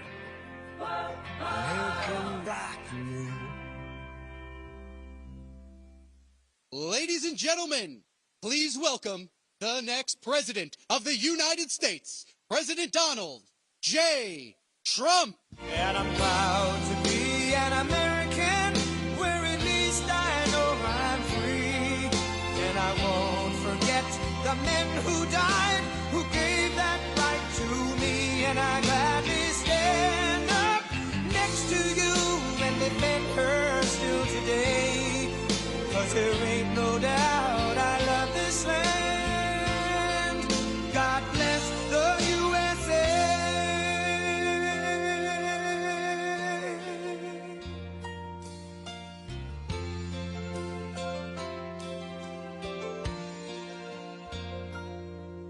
From the lakes of Minnesota to the hills of Tennessee, across the plains of Texas, from sea to shining sea, from Detroit down to Houston and New York to LA, where there's pride in every American heart, and it's time we stand and say that I'm proud to be an American, where at least I know I'm free, and I won't forget the men who died, who gave that right to me. And I gladly stand up next to you and defend her still today. 'Cause there ain't no doubt I love this land. God bless the USA.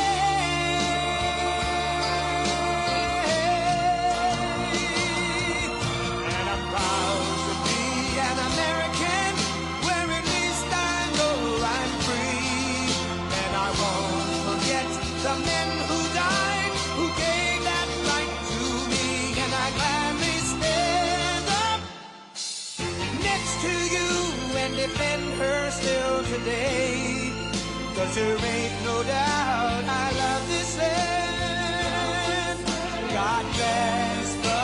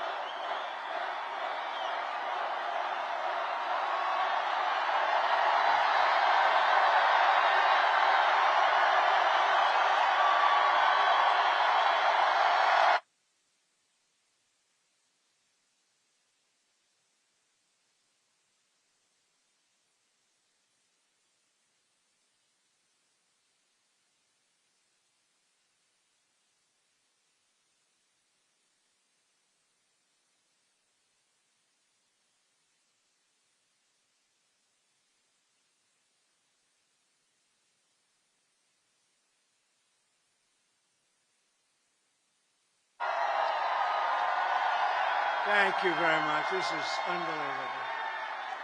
It's unbelievable. Think of it. This is it. This is the last one that we're going to have to do.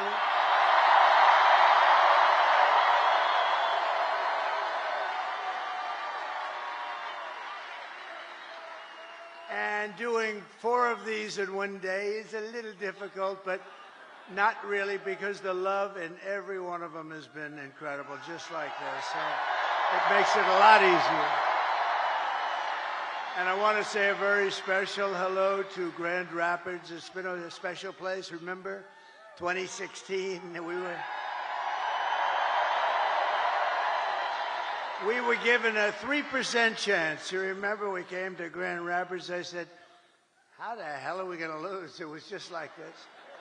And I said, how are we going to lose? We're not going to lose. And it was a 3% chance. And then we won a little place called Florida and went to about a 7% chance. And then it went to an 11%.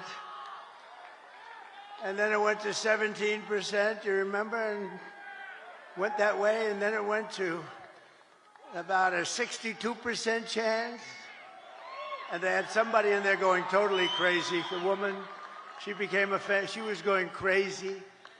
Not on our side, on the other side, she was going crazy. But we're in very good shape. I have to tell you, we're way up in terms of the vote. You know, the Republicans are never up like that.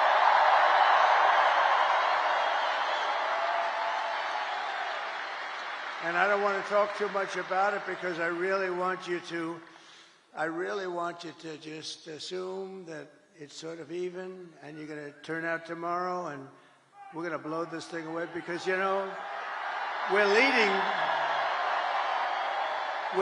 going in by hundreds of thousands of votes, but just pretend we're tied or losing by a little bit because we want to put on a display tomorrow of unity and everything. The progress that this party has made is incredible.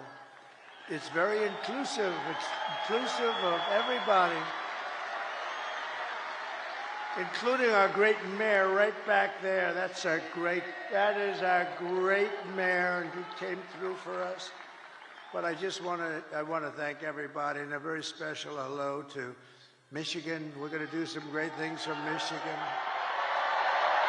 We're going to do great things in Michigan.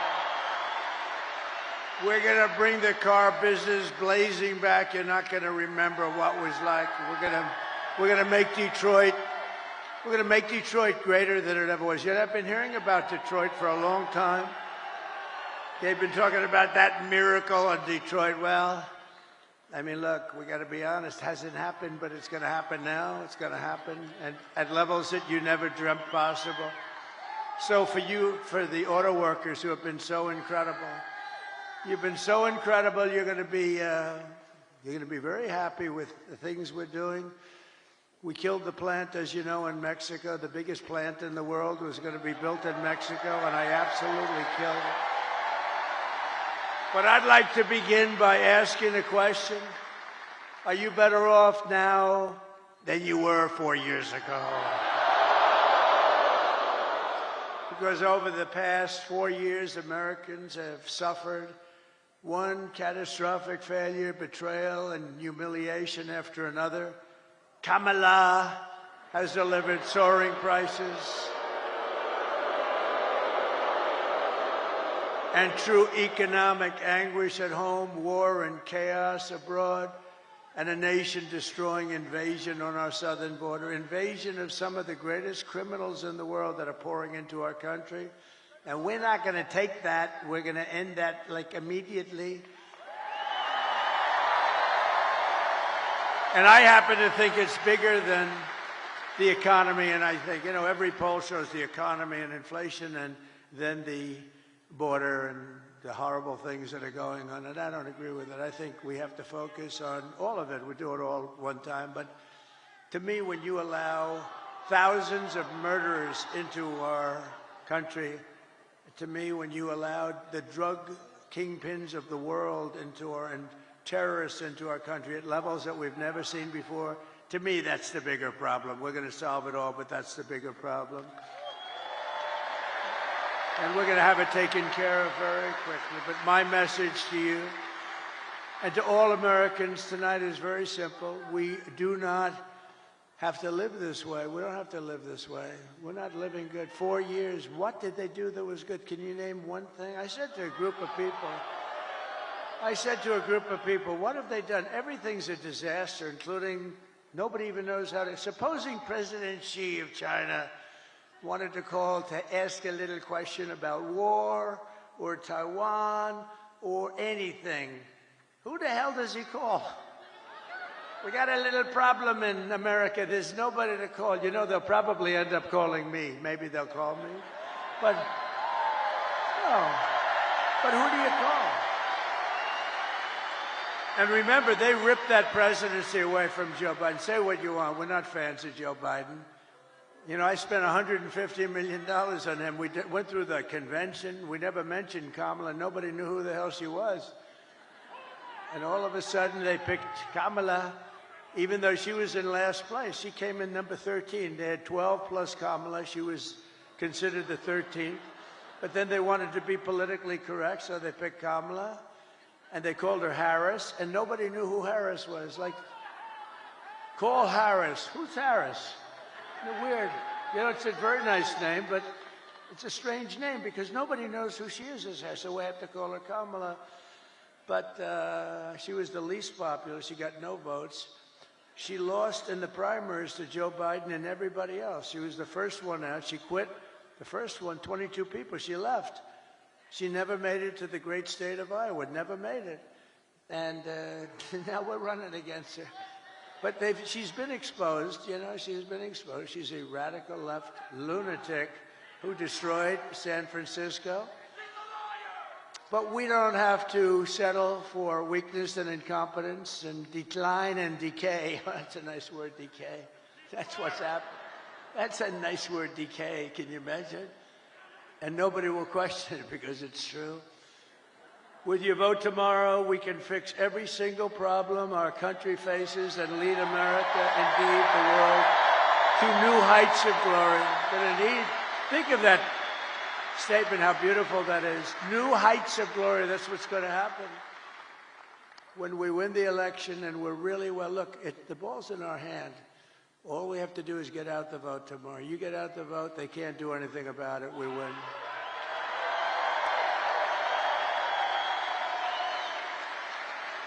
One of their top people just got on television. I was coming in and they said, these are not looking good, these numbers for them. This is very troubling. At least he was honest. No, all we have to do, if we get out our people, it's over. There's nothing they can do about it. It's nice when you have that, right? You know?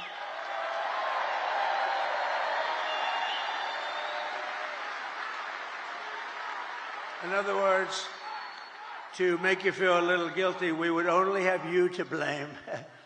But we put ourselves in an unusual position. Never happened where we're leading by hundreds of thousands of votes in the early stage vote. That's never happened before. We've always been losing by sometimes millions of votes, and you know, you keep catching them on Tuesday, but Tuesday comes along and you make it, or you don't quite make it, you're a little short, and then they cheat, and it makes it a little tougher. Because when you have open borders, transgender everything, high taxes, very high taxes. They're campaigning on the fact that they're going to raise everybody's taxes. And you have men playing in women's sports. You have to cheat. Who the hell is going to approve that stuff? Who's going to approve open borders with criminals pouring into our country by the millions? No, they have to cheat. They have to cheat, and they do it very well, actually. But I think we're in very good shape. We just have to show up, and you're going to have the biggest victory. You know what? This will be the single greatest victory, politically speaking, in the history of our country.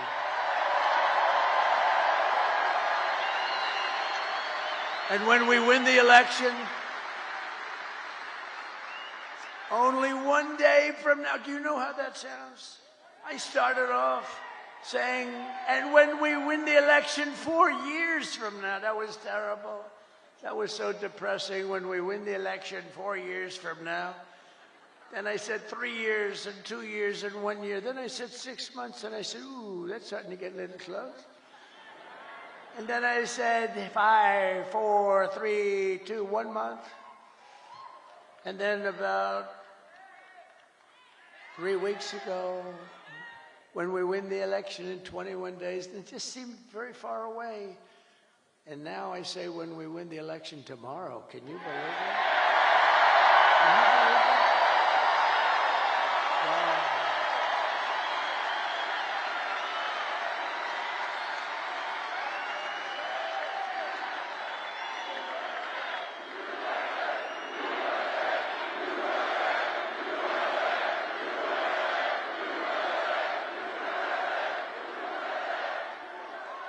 And what we've done, this is a sad occasion in certain ways, because I think we did like 930 rallies from the very beginning.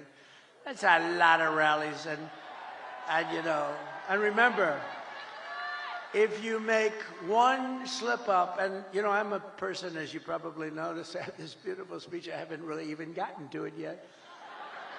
One of these moments, I'll start giving you some beautiful things to listen to, and honestly, some terrible things to listen to. Terrible. What's happened, what they've done to our country is horrible. Horrible. And by the way, don't you like a president that doesn't need to use a teleprompter? Isn't there something refreshing?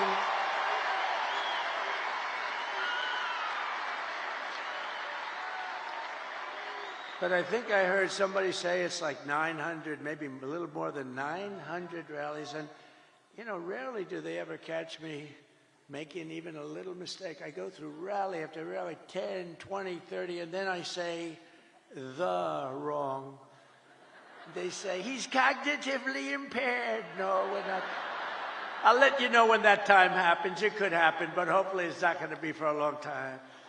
He pronounced a word, he slurred the word, and I hate to go back, you know. A lot of guys, they'll be talking and they'll make a mistake.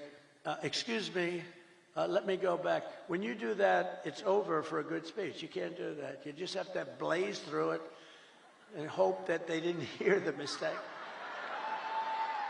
You know, when Winston Churchill, who was a great speaker, he was actually a stutterer, a tremendous stutterer, and he became one of the greatest orators. But when Winston Churchill made a mistake, he didn't go, excuse me, and go back. He just blazed through it. But if I do it, they say, he's cognitively impaired. There's something wrong with him. These people are sick. Those people, look at them. Ooh, that's a lot. That's a lot of people. That's a lot of people.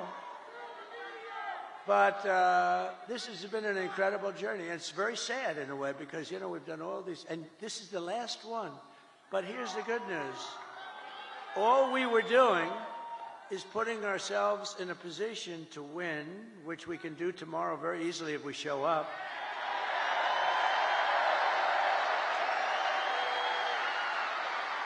Just so you know, if we show up, they can't win. They can't. They mathematically can't win because they're so far behind. If you don't show up, I guess. But here's the one thing I will say. Show up anyway, but they have no enthusiasm.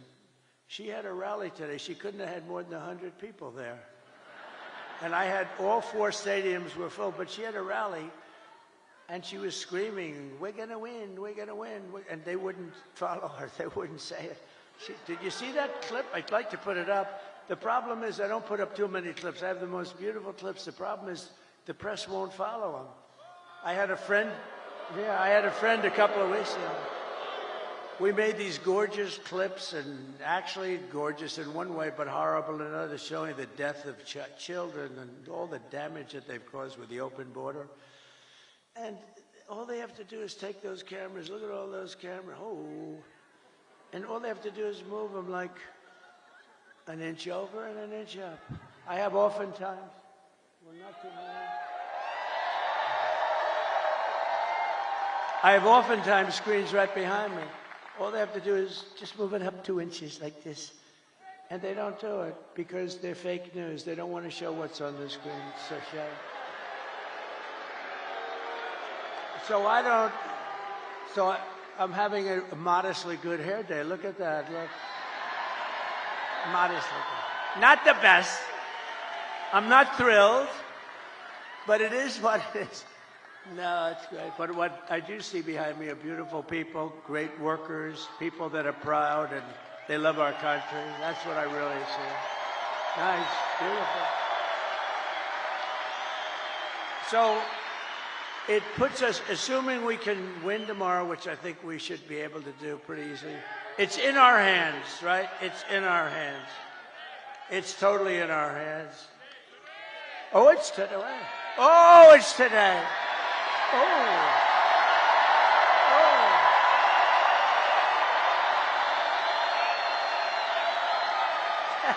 Thank you. That's today. Wow. Can you imagine a crowd like this at like 1 o'clock or some ridiculous time in the morning? On a Monday/Tuesday, right? Think of that. What a compliment.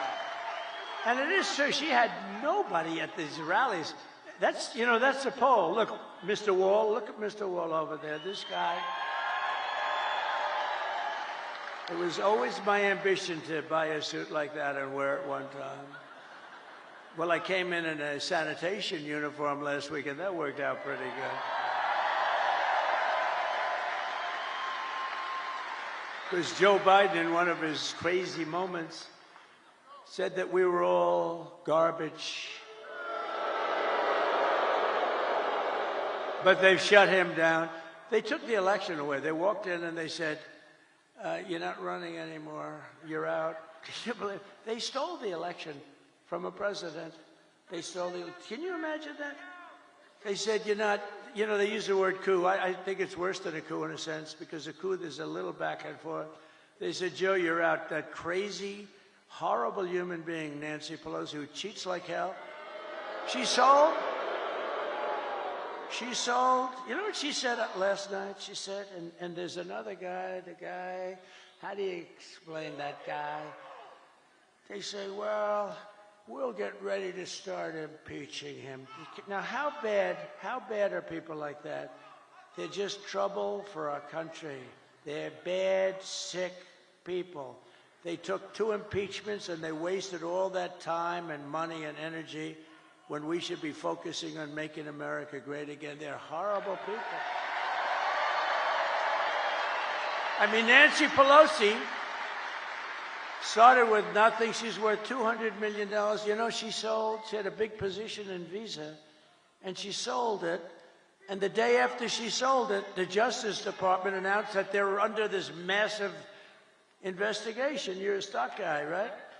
They're under a massive investigation. So I don't know what happened, but I don't imagine the stock went up. History would tell you the stock went down. Did it go down a lot? It went down a lot. So they have this big position. She sells her stock. Hours after she sells her stock, they announce that Visa's under massive investigation. The stock goes tumbling down. She's a crooked person. She's a bad person. Evil. She's an evil, sick, crazy. Oh, no. It starts with a B, but I won't say it. I want to say it.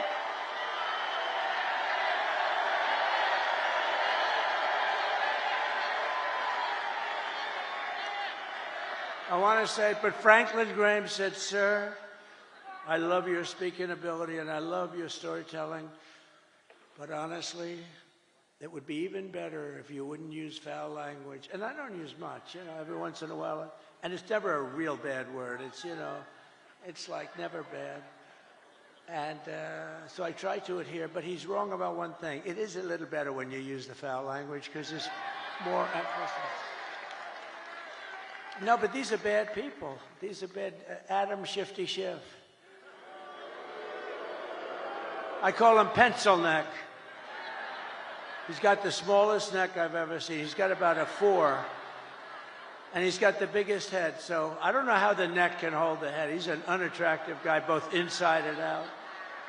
And this guy can end up being a senator, but don't worry, we've been beating him for 8 years. We've been beating these people. We've been beating them. They impeach me, we win. They send me down the Records Act, and we won in Florida. We win. But you know, we have to take a lot of time, a lot of money, which is what they want. A lot of time, a lot of money. This way we can stop. The one guy we don't want to fight is Trump. We can stop him from getting the Republican nomination. And I got the Republican nomination in record time. Record time. And let's keep going, and maybe we can stop him from winning the presidency. But that's looking pretty good tomorrow, I'll tell you. They give us probably a 95. What do you think, a 95% or something like that? But don't believe it. Don't believe it. Go out and vote. Remember the story of Hillary. Just remember, that's why I told you the story. She was in bad shape when she called me up that night. And by the way, she called up and conceded, and then spent 7 years on saying how she was a good sport. Oh, she's a lovely person, Crooked Hillary. But you know what? She's smart. But she wasn't like, she lied a lot. I mean, a lot. But nobody lies like this Kamala. Kamala, he will not ever frack in Pennsylvania. My whole case is fracking, and he will open the borders immediately. No, no, no. I'm going to close the borders. However, if people want to come in, they can come in legally. They have to come in through a process. We need people.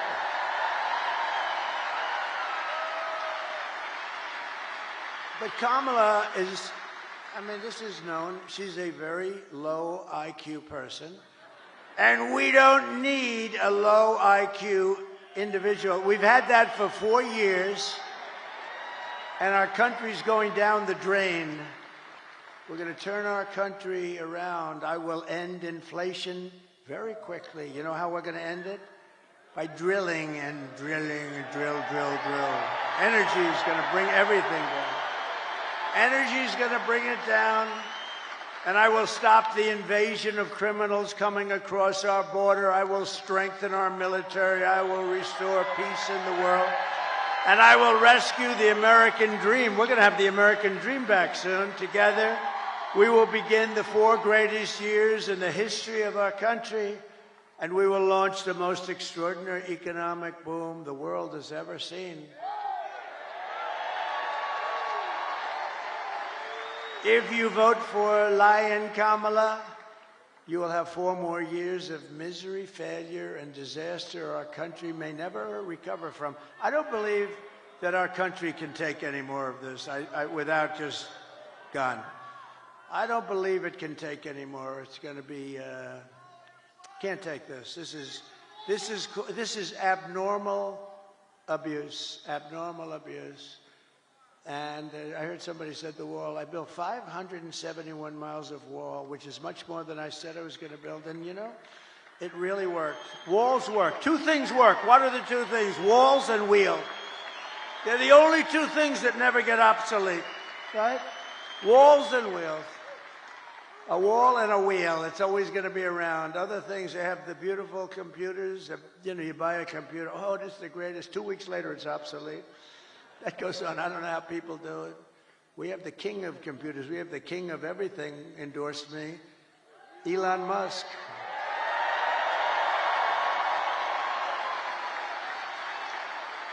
And he brought that rocket ship down 2 weeks ago. I never said 22 stories. It's like monster. You don't know, is it big or small? It's a monster. 22 stories. And you know that story. I've told it a couple of times. I love the story because I really, the best part is I'm talking to one of the most important guys in the world, and I say, wait a minute, could I just watch something? I see something on I have the television muted, right? I'm looking at this crazy rocket, and I saw it leaving a little while before, and it was all beautiful white. Now it's absolutely burned to a crisp. You know, it goes 10,000 miles an hour. The heat is at levels that nobody can experience. So it's a little, you know, rough. It's a little rough on the paint job. And it's coming in, and I'm watching, and I'm holding this very important person, one of the most important people. But, you know, when you were the president, and now it's very possible, like maybe 95%, that you're going to be the president again, they hold. No, they hold. So I say, do you mind holding for a minute? I have to see this. And I put the phone down. That guy was holding like for an hour and a half. He never got off the phone. I wish he would have hung up. I would have felt better. Because I picked up the phone later. I said, oh, wow. Hello? Hello? He goes, hello. Anyway, but it was so exciting. So I'm watching it. And this monstrous thing is going down, right? And it's coming down. It's, first of all, it's doing all sorts of flips up in the air. I would not want to be on that sucker. I don't care how good Elon is. I said, Elon, you wouldn't get me in that ship under any circumstances. But it's coming down, it's a little rough, and now all of a sudden it starts to slow down as it gets to the ground. Then it starts to move over. Then it gets a little bit out of control, it looks like. A little out of, and the left part of the bottom is going to just rip that big gantry. That's this, you know, whatever the hell it is that holds it. And it's coming in. Oh, and I didn't know it was Elon's. I just assumed, you know, he loves this stuff. He's in a class. But it's coming in and it's going to rip the gantry. I say, oh, this is bad. This is going to be bad. I close my eyes. All of a sudden, wow, you have this massive flame coming out of the left-hand side of the bottom. It was this big jet engine. It pushes it away, and it's coming down, and then it settles into a plate, and then those arms grab it like you grab your baby, just like you grab your little baby. And it hugged it and just put it down, and there it was. There it was.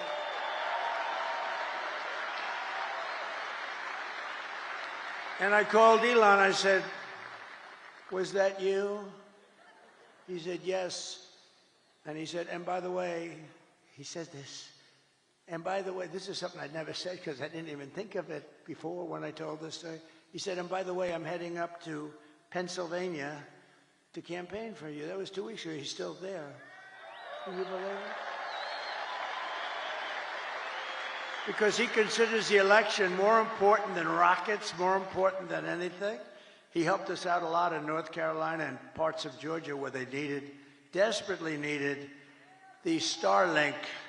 I had no idea what Starlink. They called me up. They called me up in Georgia. Elon's incredible. He has Starlink. He's got everything has to do with stars and stuff. Very complex stuff. No, he's amazing. But, sir, I know that you know Elon Musk because I read your endorsement. You know, he says the most important endorsement he'll ever make. It was such a nice thing, and he said he wants to help. And I didn't know he was going to help to this extent. He went up. He won the big case today, too. He won the case.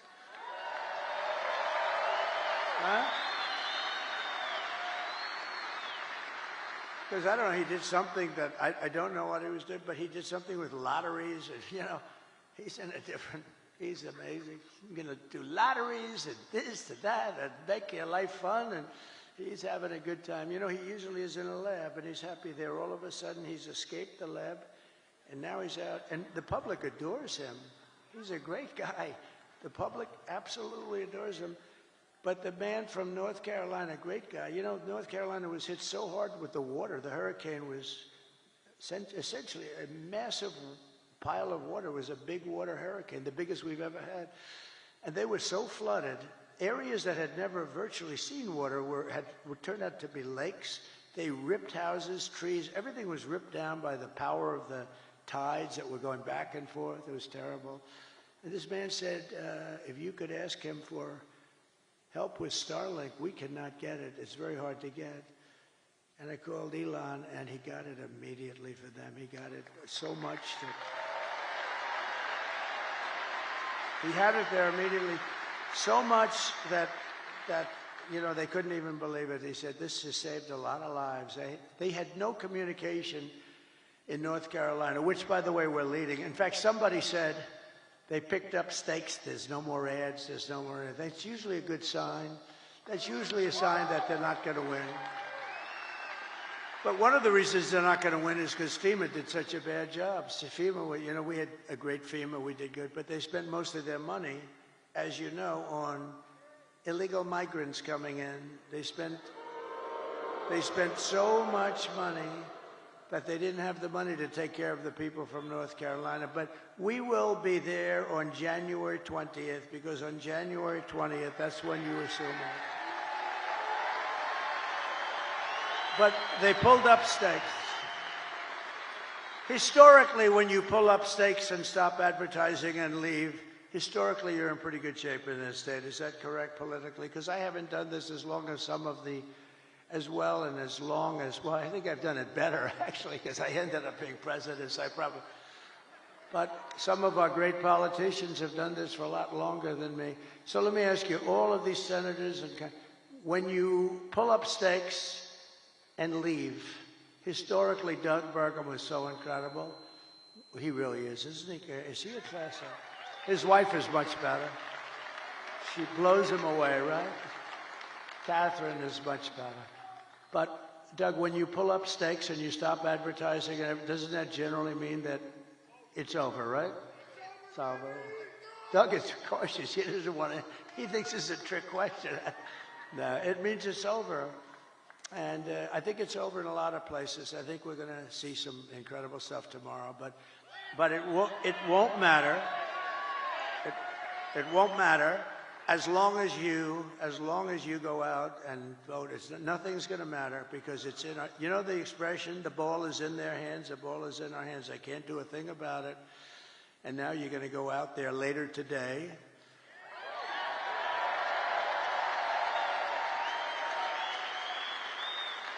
And you're going to show us something, and vote for me, and I will deliver rising wages, soaring incomes, and a colossal surge of jobs. We're going to use things.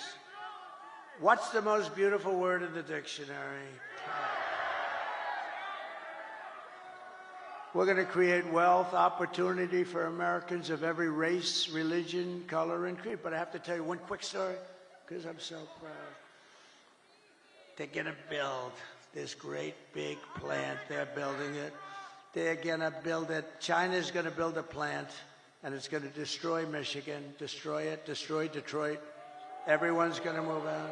And I heard about it through a friend of mine that builds plants. That's what he does. He builds plants. He builds them better than anybody. John, let's just call him John. And he was sitting there, and I was at the Economic Club of Detroit a couple of weeks ago. But I told John a year ago, I want to see a plant. And he said, well, I'll have to take you to Mexico. I said, I don't want to see a plant. I want to see a plant here. I want a big one. He said, we don't really do too many big ones in the United States anymore. I said, what is that all about, Mexico? He said, well, China's building some of the biggest plants anywhere in the world. They're building them in Mexico. And I said, well, I'm not happy about that. I don't want to see the damn plant in Mexico. It wouldn't look right if I'm in Mexico looking at plants. Do we agree, sir? It wouldn't look right. And so he said, all right, look, I say, forget it. Then I thought about it, and I was making the speech in Detroit, and I said, a couple of weeks before, I said, if they want to build a plant in Mexico owned by China so that they can save all of the costs associated with bringing their cars and all of the things, I'm going to put 100% tariff on every single car coming out of that plant. And if that's not enough, I'll make it 200, 300, 500, 800. I don't give a damn what it is. And they're not going to have one car made in that plant that ever crosses that border, which is right next to them. Anyway, so I see John in the audience, and I gave them that notice a little before, and it was public. And I see him, and I send my people. I say, after I speak, make sure he comes to the back. I want to see him backstage. So I see John. I say, John, how's that big monster plant that's going to rip apart our country, but it's going to hurt South Carolina, Tennessee, and all the other places that do a lot of cars. It's going to hurt everybody. It's going to hurt the country. How is that plant doing? He said, sir, they've given it up because they think you're going to win, and they think you're going to tariff them, and they think they're going to lose their show. And, sir, they've given up that plant. It's not going to be built anymore. So I saved Michigan, and I saved Detroit, and we're going to let them build that plant. But you know where we want them to build it? Right here we want them to build it, and then they won't have any tariffs to pay. They won't have any tariffs, and they're going to use you to operate that big sucker, and they can build as big as they want with no tariffs. I said, let them know we'd love to have their investment. They're going to build it right here in Detroit, or at a minimum, they're going to build it someplace in the United States, and they won't have any problems. So that's the thing. So I saved Detroit and Michigan a lot. That alone, and I did that without even being president. How about that? They said he's going to win. They told John, we think Trump is going to win, and he's not going to let us make anything, and he's going to do things that we don't know. This guy is crazy. Because, you know, I charged China hundreds of billions of dollars in taxes and tariffs. They paid us, not one other president. And, you know, we're going to get along great with China. We're going to get along good. I want to get along with them. President Xi was great until COVID came. Then I wasn't so thrilled with him. But we did a great job in that. You know, we went back. Nobody knew what the hell it was. We did a great job. We get credit on our military. No wars. We did no wars. I had no wars. Remember when crooked Hillary Clinton? Remember when crooked Hillary was screaming during a debate, he's going to charge wars, he's going to have wars, he's going to prosecute wars all over the place. Look at him, he's a very volatile person. I'm actually not. I'm a very calm person. She's the one that's volatile. But he's a very volatile person. He'll say, no, I stopped the wars with my being volatile. Nobody had a war. We didn't have any wars, except that we finished a war that we had. We beat ISIS. 100% of the ISIS caliphate was taken down. And it was done in a matter of weeks. When our stupid generals, our terrible generals, you know, the guys up top like Milley, like Kelly, real losers. Kelly was dumb as a rock. I'll never do that again. I let people, I say, give me a letter of resignation. Yes, sir, I'd like to say. They said, just give me. You know, Biden never fired anybody. That's why he never had a bad book written about him. No, and also, number two, nobody cared. When I fire somebody, every major publisher in the world, will you say something bad? I had one person who was so complimented, sir, you're the greatest president that ever lived, blah, blah, blah. Then she gets a show, but they only want to hire her if she's, I have all these letters, there's never been a better president. She goes in the show, I didn't like him, he was terrible. What a terrible human being. These people are sick, but you know what? All we can do is keep winning. That's all. Win, win, win. But a vote for Trump means your groceries. Such a word I hear all the time, because I do like to mix it up with people, more so than my consultants. I think the people are much smarter than my consultants. My consultants are good, but I get much better. Like people say, groceries, right? I haven't used that. You know, such a sort of an old term.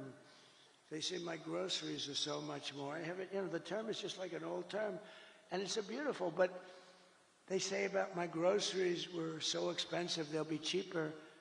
Your paychecks will be higher. Your streets will be safer and cleaner. Your communities will be richer, and your future as an American will be much better than it ever has been when I get in. Because this will be the golden age of America, and that's what I'm calling it. I'm telling the press. I hope you put it in. Isn't that a beautiful phrase? The golden age. I like to brand things, like I brand Pocahontas, and you know, I do a lot of branding. I'm one of the greatest branders in the world. A lot of them were Republicans, but they're all now friends of mine, so I can't talk.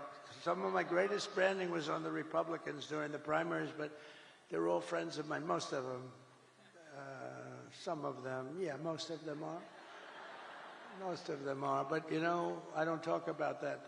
Once the battle is over, I take those words, I put them away permanently in some cases. On occasion, I'll bring them back out. But just a few months ago, in a beautiful field in Pennsylvania, an assassin tried to stop our great movement, greatest movement in history. But that brush with death did not stop us by any means. It only made us more determined to finish the job that we had only just started.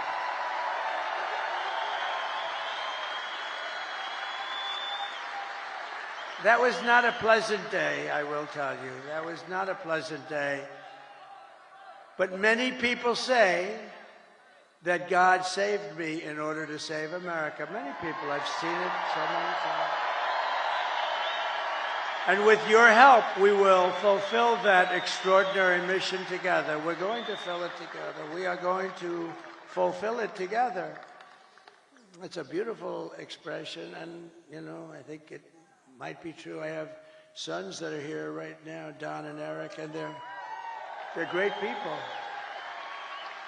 But they're really great shooters. They're like top-of-the-line shooters. They know so much about it. They say it was almost impossible for somebody, yeah, a miracle.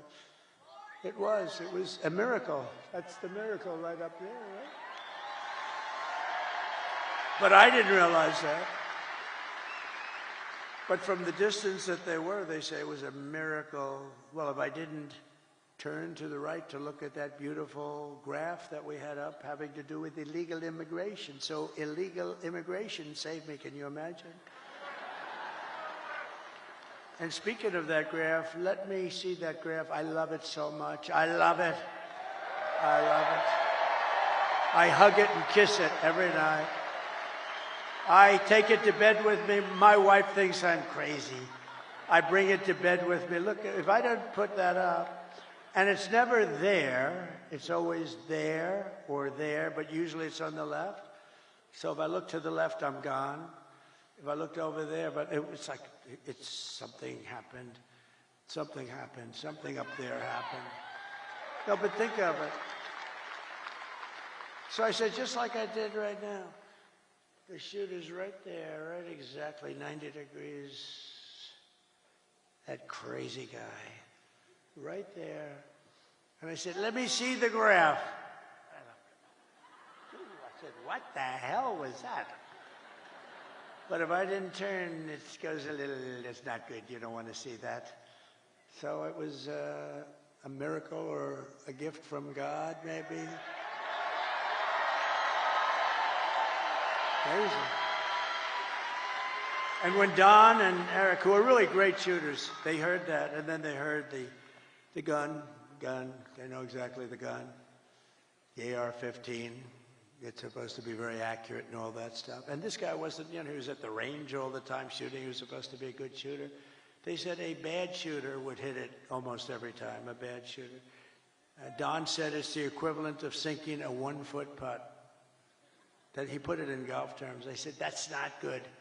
Because for those that don't play golf, it's almost impossible to miss a 1-foot putt.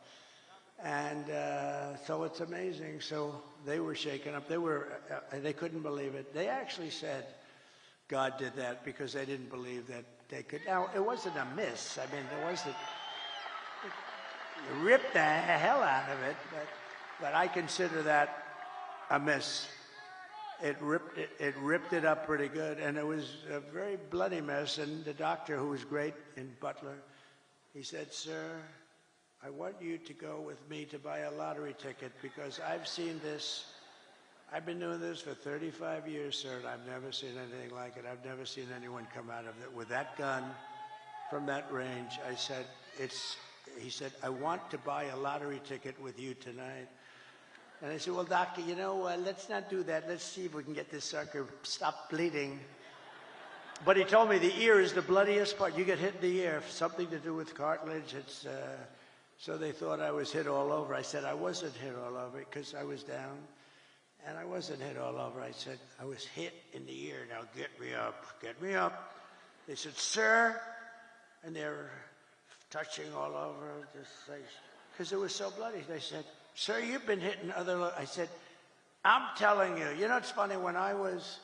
The word surreal, right? When I got to the White House, I was standing right outside and then inside the Lincoln bedroom. The bedroom of Abraham Lincoln, his wife, his son, Tad, who died, actually, as a very young boy, very young. It was a very rough time for them. They were suffering tremendous melancholia. You know, they called it, they were melancholy. Melancholia, they called it, not depression. It's the same thing, but in those days they call it melancholia. But I was in the Lincoln bedroom, so famous, all the furniture just the way it is. And he was very tall. He was 6'6". That's like the equivalent of a Baron Trump today. You know? Who's a lot taller than 6'6". He's a good-looking guy, but he is tall. And but he was 6'6". In those days, very unusual, but he was tall. And then you put his hat on, which was another foot, right? So he was a pretty tall guy. But the bed was very long. You could see it was elongated. But I was there, and it was like a really surreal. I was with the First Lady, who was very popular, who got the #1 book in the country. Can you believe it? Call Melania. Go buy it. Go buy that book. Go buy that book. It's great. I was a little nervous when I started reading it. I said, this could be very bad for me. Releasing a book before the election could be very dangerous for me. But no, it's a great book, and she's a great writer, actually. She wrote a note at the convention. Remember the note she wrote? It was so well crafted that these guys right here wanted to put it as part of the platform. It was unbelievable. The book is unbelievable. So go get it for Christmas or something. But it was just, when I was in the Lincoln bedroom, it was a surreal experience. It was like an outer body, they call it, experience. And it just was like it was something unbelievable. I said, can you believe this is where we are? And I was not a Washington person. I was only there 17 times, according to the fake news. But I think it's right.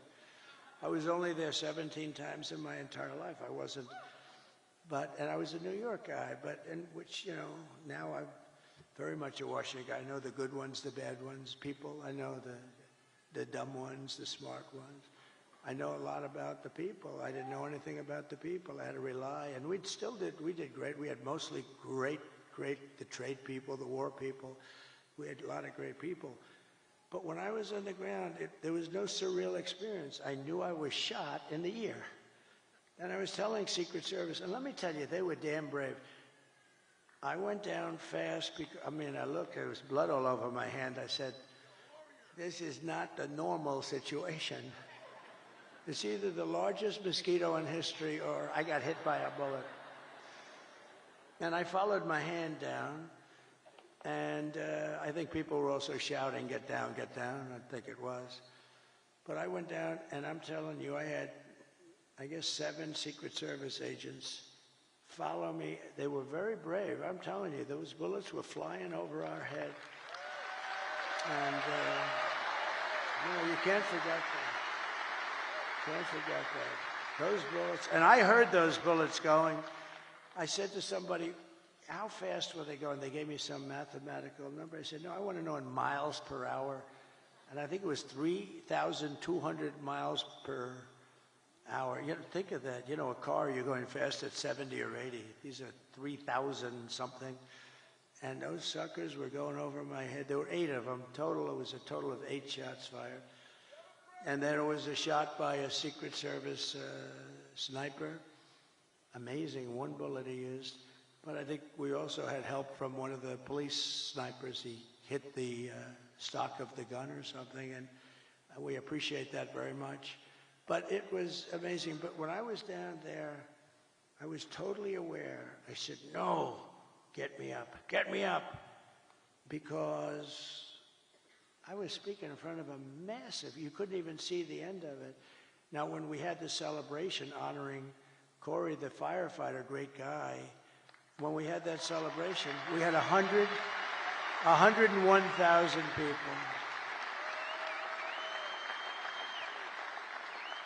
And that's when I really got to see that's where I really got to see the real Musk, because I invited him up. And he's always like in a lab. And it's almost like he was released. And I said, you have to come up here, Elon, just come up. And he looked out, and he was so happy. I think he loves people. And he started doing jumping jacks and stuff behind me, right? He was so happy. I think he's going to run for office against me. I'm very concerned. No, he's great. It was great. But he was so happy, and it was a great celebration. But when I was down, no feeling like I had in the White House. I mean, I totally was aware of everything. But had I not made that turn, I wouldn't be with you tonight, and that would have been bad. And I hope that's right. I hope that's right. I hope that God did put me here to really save this country. Because this country's in big, big trouble. This country's in big trouble. I hope so. To every person and every citizen across this land, I am asking for the honor of your vote.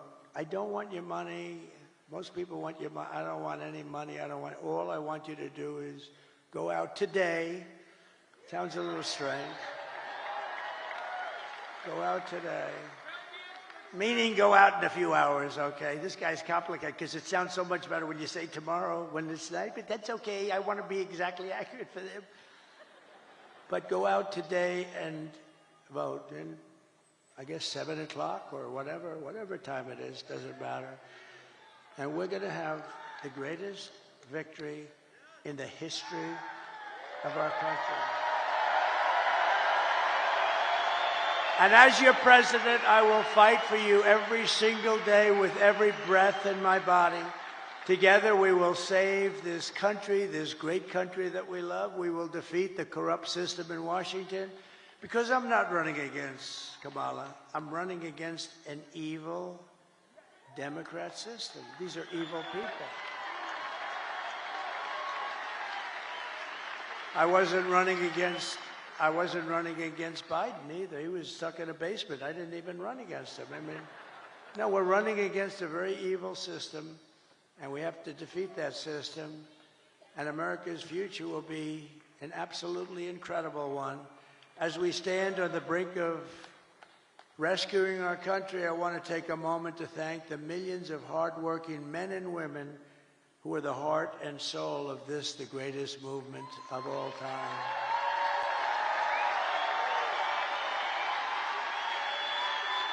Because it's you much more so than me, frankly. You're incredible people. You built this country, and you're going to save this country, but you're incredible people. You're really incredible people. And as I said in the very beginning, this isn't my campaign. This is your campaign. This is a great campaign that's now it's 9 years, and we've been fighting side by side every step of the way. We've been together. That's why it's not even hard. People say to me, like very successful people, how do you stand up and talk in front of these people? And it's sort of easy because they're love. It's love in these rooms.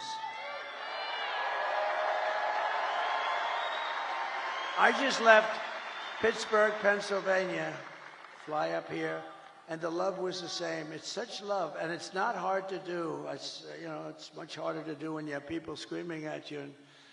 But there's love in this room. I think there's love in the whole country. I think it's a much bigger movement than we even understand. I think we're going to end up getting numbers that are far greater than we would expect. But you've given your time, your money, and your whole heart for this cause, and your support means more than anything you can even understand. It's amazing. I love you all. You're very special. This is my last rally. Can you believe it? The rallies, these big, beautiful rallies, there's never been anything like it, and there never will be anything like it. And it just happened. It caught on, and I think it caught on because our country's in trouble, and I happened to be a messenger that was able to tell you what you knew, because most people understand it. Most people with common sense, we're the party of common sense, they understand it. But this is all you need to know. I mean, Joe and Kamala broke it, and I will fix it. I'll fix it fast. And America will be bigger and better and bolder and richer and safer and stronger than ever before. It's going to be all of those things. The presidency requires strength, courage, and grit. And in a little while, you have to stand up and tell Kamala that you've had enough. You can't take it anymore.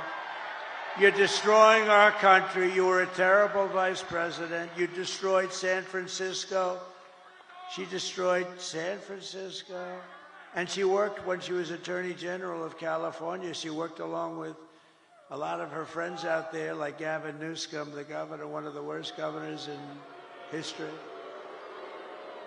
and destroyed the state. I mean, more people moved out than moved in last year, first time ever. That's never happened before.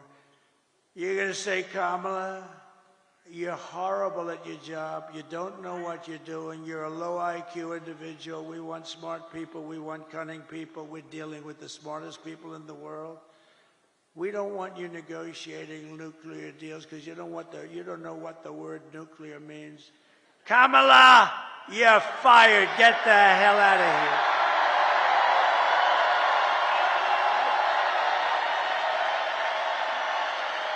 You're fired. Get the hell out of here. You want to ruin our country. If we win Michigan, we win the whole thing. The whole thing. Over the past 4 years, Kamala has orchestrated the most egregious betrayal that any leader in American history has ever inflicted on our people. She was given the authority to run the border by Sleepy Joe because he wanted to go to bed and he wanted to sleep. He had only one thing he wanted to do, and that's sleep. So he made her the border czar. Now she's trying to deny it. By the way, the Border Patrol 2 weeks ago gave us the strongest endorsement you've ever heard. They said he's the greatest president in history and the best president on the border by a factor of 10. And I said to them, does that mean I'm better than Abraham Lincoln and George? What? Yes, sir, you're better than both of them. I had one problem. I had one of the guys that came up, and, they all, like 10 guys, they all made speeches. He's like 36. He said, sir, you're the greatest president in my lifetime. I said, I like the first guy better. I like Lincoln and Washington better than 36 years, right? But he meant well. But you know what? in terms of the border, what we did, we built all that wall. We built an extra 200 miles. They could have flipped it up in 3 weeks. You know that. It was all built. They sold it for scrap metal for 5 cents on the dollar, so much. And that's when I realized they actually want open borders. She has violated her oath, eradicated our sovereign border, and unleashed an army of gangs and criminal migrants from prisons and jails, insane asylums and mental institutions. And these people are all coming into our country. Are you okay down there? Is somebody hurt? Oh. Is somebody hurt? Oh. I saw you looking on the floor. I thought somebody was hurt. Oh, okay. We don't want our people to be hurt, right? We don't want that.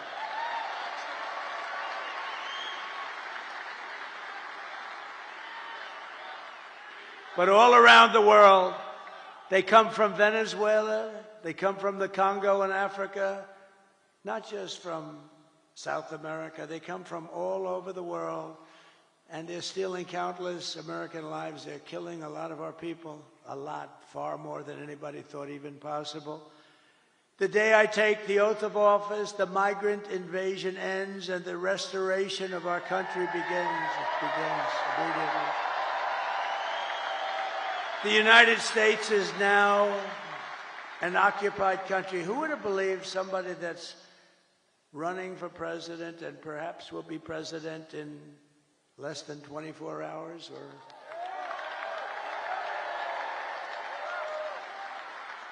or maybe it will take these machines that we pay so much for 2 weeks.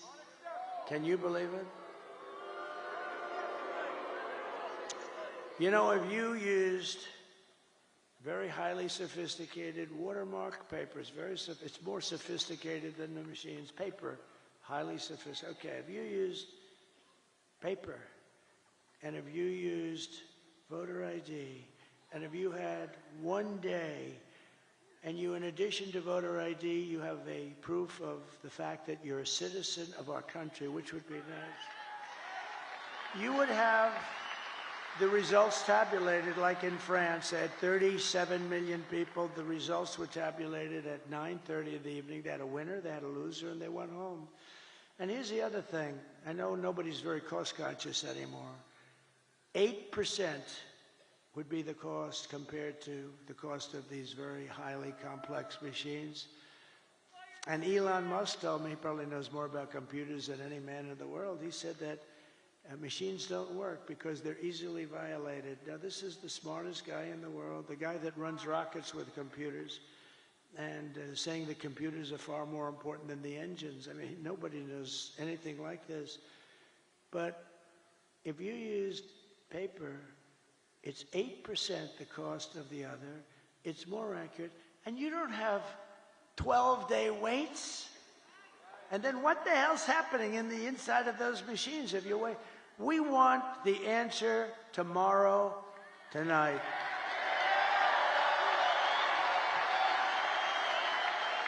We want the answer tonight.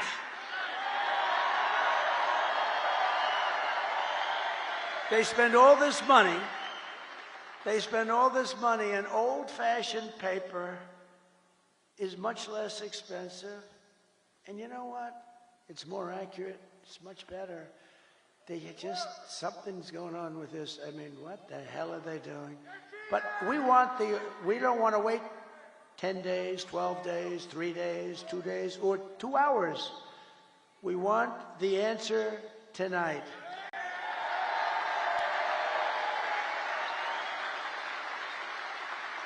So we live in an occupied country, and I will tell you, we will be an occupied country no longer. This will take these young guys, these have military type equipment, highest grade, highest level, supreme military equipment. Where the hell did they get this stuff? They've taken over large parts of Colorado. They've taken over parts of numerous states, and a lot of people don't want to talk about it because they think it's going to destroy their city or town. They're all over the place. And when they're not, those people running those towns, when they're not, they're petrified. They don't want them coming in. In one town in Ohio, as you know, they have a beautiful town of, think of this, 50,000 people, and they dumped 30,000 migrants into the town. So you have 50,000, now you have 30,000 migrants. Springfield, Ohio. It's a beautiful place, gorgeous place. And now if you want to go to the hospital, you can't. If you want to get a checkup, you can't. If you want to find a doctor, you can't. If you want to get your kid into school, you can't. It's a whole different world. It can't be, we can't allow this to happen. They're destroying our country. November 5th, 2024 will be Liberation Day in America. On day one, I will launch the largest deportation program of criminals in American history.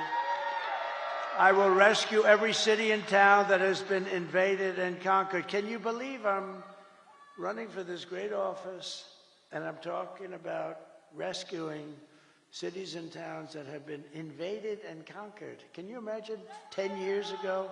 Can you imagine 10 years ago using language like that? Or saying, we will not allow men to play in women's sport. You know, if you go back just 10 years and you move yourself forward and you heard a politician saying, we will not allow men to play in women's sports, they'll think, is this guy crazy? Of course they're not going to pay. To expedite removals of Tren Aragua and other savage gangs like MS-13. Tren is from Venezuela prison system, and they are rough. I will invoke the Alien Enemies Act of 1798 to target and dismantle every migrant criminal network operating on American soil. And if they come back into our country, it's an automatic 10 years in jail with no possibility of parole, because we don't want them back. And I'm hereby calling for the death penalty for any migrant that kills an American citizen or a law enforcement officer. And I will ban all sanctuary cities in the United States of America. They're sanctuary for criminals. 4 years of Kamala have delivered nothing but economic hell for American workers. The workers are getting destroyed. Her inflation disaster has made life unaffordable and cost families over $30,000 in higher prices. Think of that. Who can afford that? Just days ago, we had the worst jobs report in modern history. I never wanted to be Herbert Hoover, and I'm glad these numbers are coming out now. I'll fix it, but boy, it's getting bad. 12,000 jobs were announced. Now, usually you hear 200, 250, you know, and you hear it for years and years. 12,000 jobs. And then they became frauds. It was a fraud on the country because they made up numbers. 30,000 private sector jobs were killed in a single month, and nearly 100,000 manufacturing jobs have been wiped out since just the start of the year. You don't hear these numbers from the fake news. 150,000 Americans joined the unemployment rolls in October. 150,000. These are depression-type numbers. And nearly 250,000 people dropped out of the labor force. Just think, a few months ago, they fraudulently claimed 818,000 jobs were created, when in fact there were none. They said 818,000 jobs were created in our country, which kept us, and what that did is it kept us like okay. It wasn't great, but it was like not record-shattering or anything, but it was a lie. And they thought they'd be able to get away with it until after the election, and then announce after the election that they made a mistake. These are bad people. Fortunately, there was a whistleblower who I think should be entitled to an award. Could you imagine if it were me and we lost the election, and then a few days later they say that the job numbers are being revised by almost 1 million people? And now they've just revised it again. On top of the 818,000, 112,000 fake jobs were just announced. So you add that up and it's almost 1 million fraudulent jobs were announced. And nothing happens. These guys don't report about it. If I was talking about 2 jobs, it would be like front page on every newspaper. They cheated, and it's fraud. You know, when they make mistakes, they make them for 2,000, 3,000. There was never 818,000 jobs right before the election were announced, and they turned out to be a fraud. And they were going to announce the revision after the election was over. What the hell kind of an election would that have been? So I want to thank this whistleblower. Meanwhile, 100% of the net jobs created in the last year have gone to migrants. Think of that. 100%. 100% of the jobs that were created went to migrants, not to people. And I'll tell you what, your black population is being devastated by these people. They're taking all the black population jobs away, and they should announce those numbers before the election also, because frankly, what's happening there, you're going to see some bad things happen. They're taking their jobs, and the Hispanic population's going to be next. You watch. It's horrible. But if I win, it's going to be not so horrible because we'll fix it. These are depression-type numbers, and that's where we're heading if she's elected. And if she's elected, we're talking about a 1929-style depression. Under my leadership, we are quickly going to turn this economic nightmare into an economic miracle. We're going to make it a miracle. We will make America wealthy again, and we will make America affordable again. And we're just one day, meaning a half a day, sir, away from the best jobs, the biggest paychecks, and the brightest economic future the world has ever seen. But you must vote. Gotta vote. You gotta vote. Kamala's plan will impose the largest tax hike in American history. I've never heard anybody campaign. I've done this stuff for a long time, but I've been involved for a very long time supporting candidates. And candidates are always saying, we will reduce your taxes, efficiency, all this stuff. They're running on the fact that they're going to raise taxes substantially. I've never heard that. This is the craziest campaign I've ever seen. We will raise your taxes. Vote for us. Mondale. Mondale, he says Mondale. I think you're right. We're going to raise your taxes, but they're going to do that on the typical family, American family. They're raising the taxes more than $3,000 a year. My plan will massively cut taxes for workers and small businesses, that we will have no tax on tips, no tax on overtime, and no tax for our great seniors on Social Security benefits.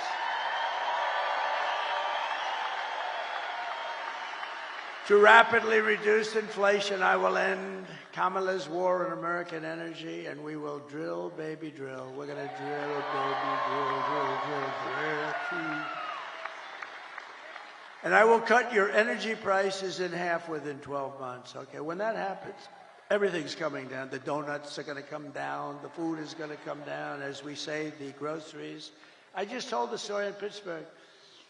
A woman, elderly, goes to a supermarket and takes 3 apples and brings the apples to the counter, and then she realizes that the price went up yet again, and she doesn't have the money for them, and she excuses herself, she walks back to the refrigerator, puts the apple back in refrigeration, and walks back and buys the 2 apples. That shouldn't be happening in our country. That should not be happening, and we're not going to have it happen long. I will cancel Kamala's insane electric vehicle mandate. And I will make interest on car loans fully tax deductible. So how about that? Nobody, people, the most brilliant people, is that Scott Bessent over there? Where's Scott? Scott, stand up. He said he's one of the most brilliant people on Wall Street. Do you agree, Scott, that you're one of the most brilliant people on Wall Street? Because everybody else says it. He's too shy to say it. But he's a genius. You know what his theory is? The stock market is the only sign of life, and it's only going up because everyone thinks Trump is going to win the election. And others too. Others too. I'm seeing it a lot. I think they're following your lead. But I appreciate that confidence. It's very nice. He's a brilliant guy. But so they call up and they say, brilliant guys are calling me up. And they say, where'd you come up?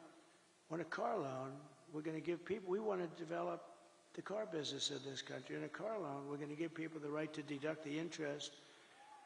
Deduct interest, but only if the car is made in the USA. What the hell do I care if a car is going to be made in? If a car is going to be made in Japan or China or someplace else, what the hell? I don't care if they buy it.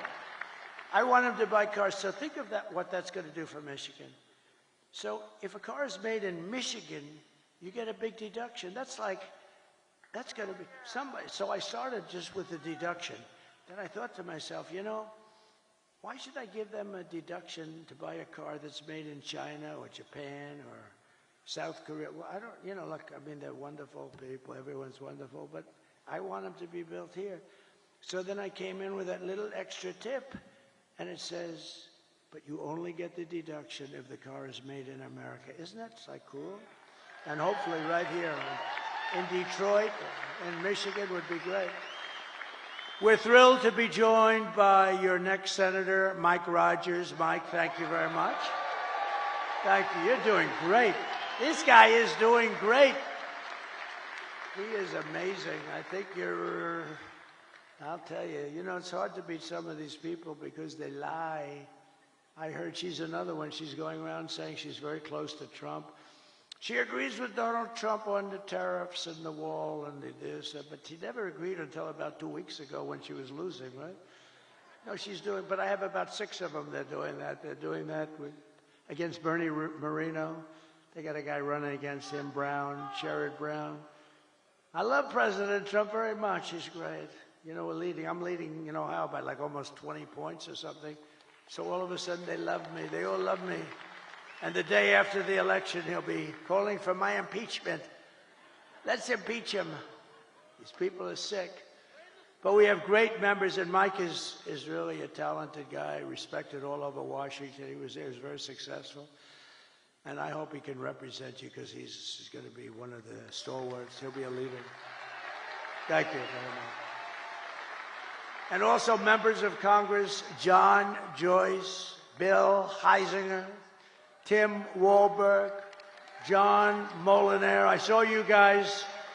Very good speech you guys made. Boy, you really were rocking them, huh? You guys, very different styles, but tremendous talents and really good. Thank you very much. You really are tremendous. You have a great bunch here.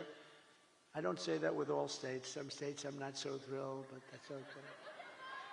And governors, Sarah Huckabee Sanders. Where's Sarah? She's so good. She is so great, right? Proud of her. I saw her father the other day. I served on a panel with him. And I said, you know, Mike, I think you're great. He endorsed me when I was running. She gave me a 4-page endorsement. And I think the endorsement was put out before I finished my speech. And I said, you know, you're great. He said, well, I appreciate that, but my daughter is far greater. How about that? Is that nice? My daughter is greater, he said. And he's not a man without an ego, I will tell you, right, Sarah? But he said, my daughter is greater. That's beautiful. That's a beautiful thing that he said. He's an incredible guy. And Doug Burgum, who's become one of the real stars of the party. And Catherine, stand up. I first noticed Doug by looking at Catherine. She was riding a horse in an ad. I said, who the hell is that? But I don't look anymore. No, beauty doesn't mean a damn thing to me anymore. It doesn't mean anything, but I did notice there was a woman, and to the left there was a man riding, but I didn't notice him so much. But it was this couple, and you know the ad I'm talking about. It was beautiful. It's like the most beautiful. He looked like the Marlboro Man. Whatever happened to him? But what a combination. And he's become one of the most successful governors. What he's done with the fracking and with the oil and gas and everything, he's become something special. He's done a great job. Thank you both very much for being here. Appreciate it. And former Congresswoman and Democrat candidate for president who did very well. I watched her for a long time. She's a woman of incredible intelligence, but maybe more than anything else, unbelievable common sense and very, very special. She just joined the Republican Party, by the way. She was an independent for years. Tulsi Gabbard. Tulsi, thank you.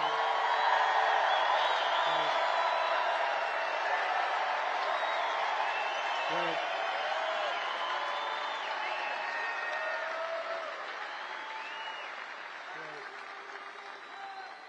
And a man who's very special with a great talent. He was the ambassador to Germany. And I'll never forget when I took him out, the happiest person in the world was Angela Merkel. When Rick Grenell was taken out, this was the best day in Angela's life. He was not your typical ambassador. He was somebody who would say, this is no good what's happening. And actually it was a love-hate. They really loved him, but they said he's a smart one. He was wise to what they were doing. Rick Grenell, where's Rick? Thank you. Thank you, Rick. And a woman who ran a very good race. It was a hard race because, you know, she believes in things and she believes in them very strongly. And I say you always have to stick with your beliefs. It's very tough. I told her it's very tough. But she's a hell of a woman. She had a father who I knew. He was a steelman. He was in the steel business. He was thankful when I put the tariffs on because we saved the steel industry. And he was a real pro. He passed away, but he was a great guy. But he'd be very proud of his daughter. His daughter's an incredible woman. Tudor Dixon. Thank you, Tudor.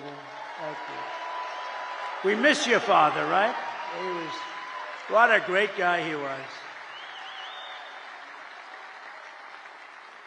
And then we have a woman who drives extremely fast. She can drive a car.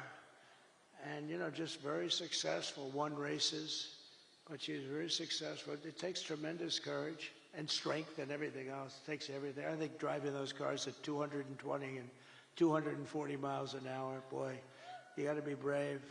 Probably have to be a little bit crazy, Danica Bradrick, right? You have to be a little crazy, right? But it's Danica. Such an honor to have you involved, Danica. Such an honor. She's so smart. We were talking about, I just can't believe it, how I was asking her questions on the plane over about, how do you do it? How do you do it? Because, you know, they had me in one of these cars that start the race, and I'm sitting in the car, and we're going like 60 miles less than what you travel at. And I'm saying to the driver, you okay? He was okay. But it's an honor to have you involved. You're really special, a really incredible athlete. She's an incredible athlete. And another person that was very honest and very talented and doing an incredible job, but she was extremely honest. And sometimes you can be honest and it doesn't work out, but it's actually worked out really well because she's doing phenomenally well, better than before. Sage Steele, thank you very much, sir.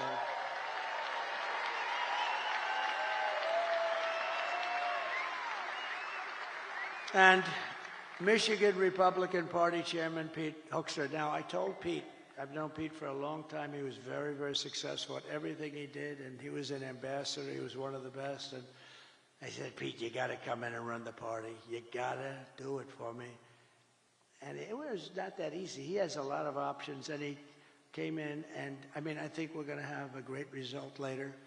But Pete came in and ran the party, and I'll tell you, it is so organized, it's so professional. I think we're going to win. I mean, I think we're going to win in Michigan. Seems to be. We can't let them forget that I stopped that big Chinese plant in Mexico, Pete. Put that on top. But no, that was the thing. Nobody else would do that. I did it without being president. They just said, but they know it's not going to be easy for them. They won't. They're going to. Let's put it this way. If they build it, they're going to lose their ass, okay? So I want to thank you, Pete. You've done incredible. And a man who I fell in love with, actually, he's an auto worker and a union guy, but he saw what was happening. He saw the, look, I mean, you take a look at this area and go back 50, 60 years, it's been just a downward trend. It looks like, you ever see a chart? It's like, right, Brian? It's like just a downward, like a sliding ramp. Brian Pannebecker from the Auto Workers for Trump. Brian, come up here for a second. Come here. Come here. I got to see. I love this guy. I always wanted arms like him. He's got the biggest, meanest arms. They look like what grabs that rocket. He could grab the rocket. Tell them a little bit about what you see going on. And I tell you, he's just an incredible guy. Thank you, Brian. Thank you, Mr. President. It's an honor to be here at your very last campaign rally. I gotta give a shout out to Scott Hagerstrom right out here. He brought me to Novi when you were holding a rally there in September of 2016. You were a candidate before you were president, and I got backstage and got to meet you, and I told you the little song about Macomb County, home of the Reagan Democrats. I said, Mr. Trump, if you come to Macomb County and ask for the Reagan Democrats' support, which is basically the UAW members, and I got a few of them here with me tonight. I said, if you come to Macomb County and ask for the Reagan Democrats' support and you get it, you might win Macomb County big enough to carry the whole state of Michigan. I said, Mr. Trump, if you win Michigan, we both know what that means. You win the White House. And that's exactly what happened. So we're going to do it again this year. The UAW represented auto workers are going to vote 65% or more for Donald Trump for president, and we're going to carry Michigan again. Thank you, brother. I love you. We all love you. Thank you, Brian. Great guy. Great guy. And you're a great guy. I appreciate that support. I appreciate that support. Thank you very much. It's terrific. You gave us a beauty there, didn't you, huh? He's a worker. Michigan Senate Republican leader, Eric Nesbitt. Eric, thank you very much. Great. Great job. You're doing beautifully. And Michigan House Republican leader, Matt Hall. Tremendous guy. The great Steve Witkoff, great businessman, the most generous person I know. He gives a lot of money. Every time there's a hurricane, he wants to give money, and he's just great. and Howard Lutnick. He is working along with my children and Linda McMahon, who's fantastic, and they're working on transition. But I said, don't worry about transition. Let's win this thing first. Okay, we'll work on transition. But he's one of the most respected people on Wall Street. Rebuilt his firm after it was taken out of the World Trade Center by that horror show act. Long ago now, but it's still very emblazoned in all of our minds. But so Howard, thank you very much. Howard Lutnick, thank you very much. And my great children, should I have them come up real fast? Okay. Don, Eric, Tiffany, Laura, Michael, come on up here.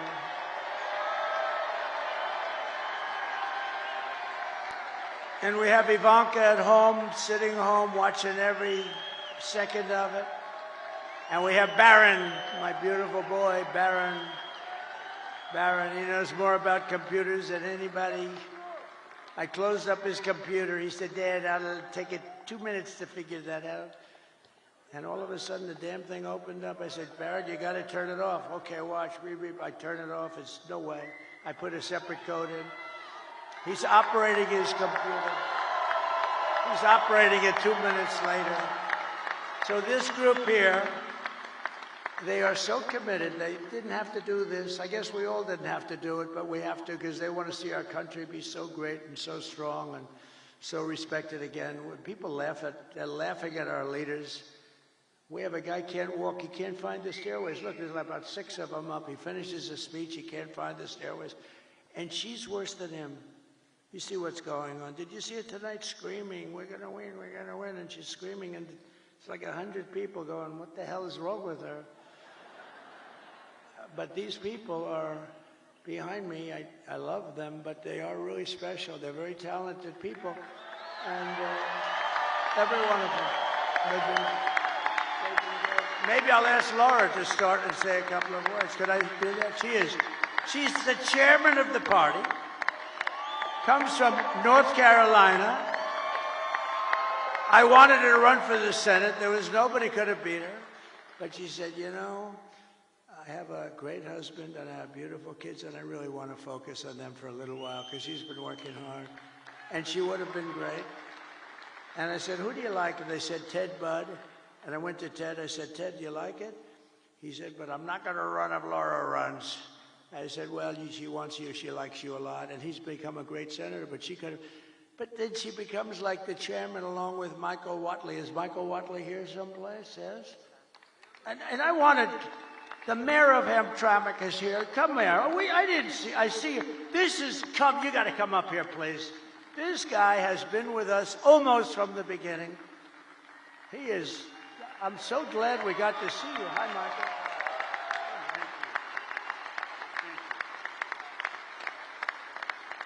Come here. He has been an unbelievable unifier. This is one of the greatest men in your state, and I want to just thank you. Come here, say a couple of words.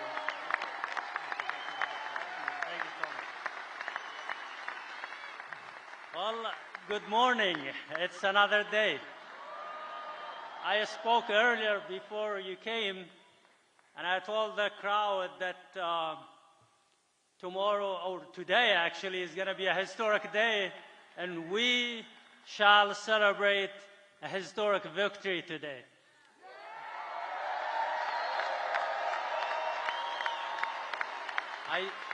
I'm very proud that I endorsed President Trump, and I broke the wall of fear among the Arab American and Muslim Americans, and I destroyed that wall of isolation and the wall of silence and the wall of hesitance among the Arab Americans.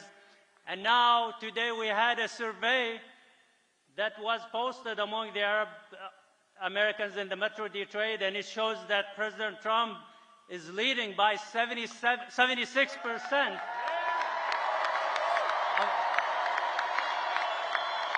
And Harris earlier had 3%, and the rest was for others. So we are in a mission to end that disconnect between the minorities and the Republican Party and to make it the party of inclusion. And we are in a mission, which is the priority for us today, to send President Trump back to the White House. So like I said earlier, he has done everything possible to gain your support. He told me last Friday that it was 62 days of hard work with no break and no rest, and today it's 65 days with no rest. So he has used everything possible to gain your support. Hard work, seriousness, comedy, sarcasm, everything. So how is he a threat to our democracy, as the fake news keep saying, and the other party? So I ask you and I urge you to go out and vote tomorrow. And I think we have a big chance. I'm very optimistic that we will make history and we will win and make America great again. Thank you so much.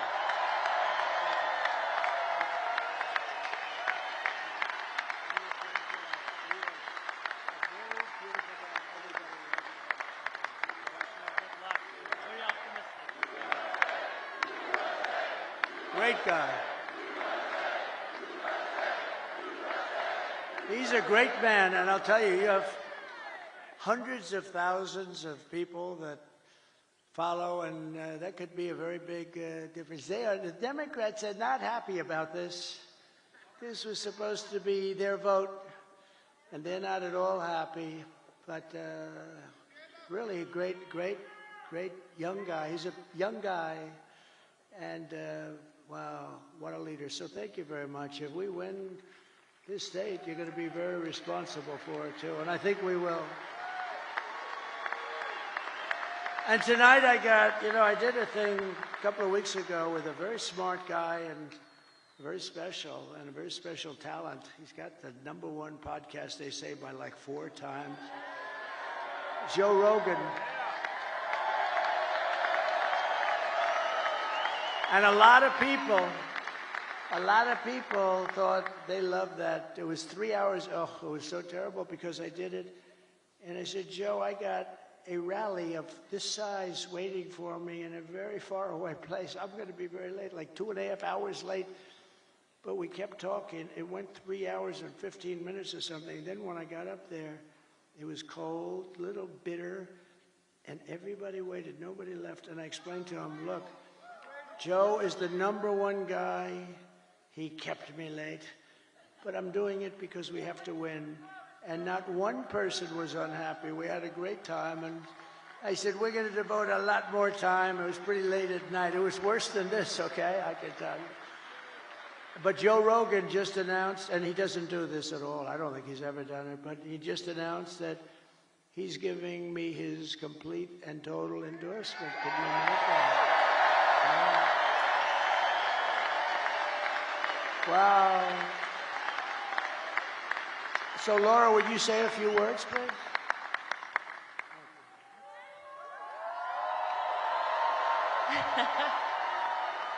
Are we ready to turn Michigan red today? Today is the day that we send a loud and clear message to the mainstream media, to the establishment, to Hollywood, to the swamp, that it is not them. It is we, the people, who get to choose our president. And we're choosing Donald J. Trump. I just want to say thank you. This is a very special night for our family. This has been almost a decade of doing this, and it has been my honor to be a part of this family, to be out speaking on behalf of a man who I love, not just because he's my father-in-law, but because he is going to save this country and going to save the world.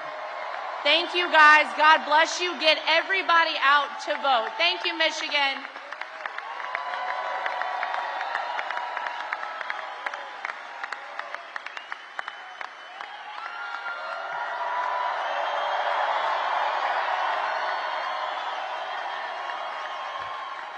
Thank you, guys. Today, when you wake up with not very much sleep, you gotta get to the polls. You gotta bring your friends and your families and your loved ones, and we have to make it too big to rig.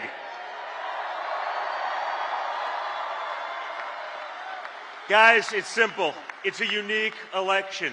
You've lived under both candidates. People like to pretend like it's not the Harris-Biden regime that has destroyed your American dream, our country, our economy, the entire world, and Western civilization. Well, you guys, starting right now, it's on you to reclaim what is yours, your country. It would be an honor for me, for you guys to show the same amount of resolve that this man showed on July 13th when he took a bullet to the face and came back defiant. You guys take that attitude to the polls, to your text messages to your friends. If you've early voted, drive everyone you know to the polls. That resolve is what kept us at peace. That resolve is what made trade deals. That resolve's going to save America, and it's going to put America first again, once and for all. So guys, now it's up to you. You make our country proud like he makes us proud each and every day. Let's get it done, America. Let's get it done, Michigan. Let's go.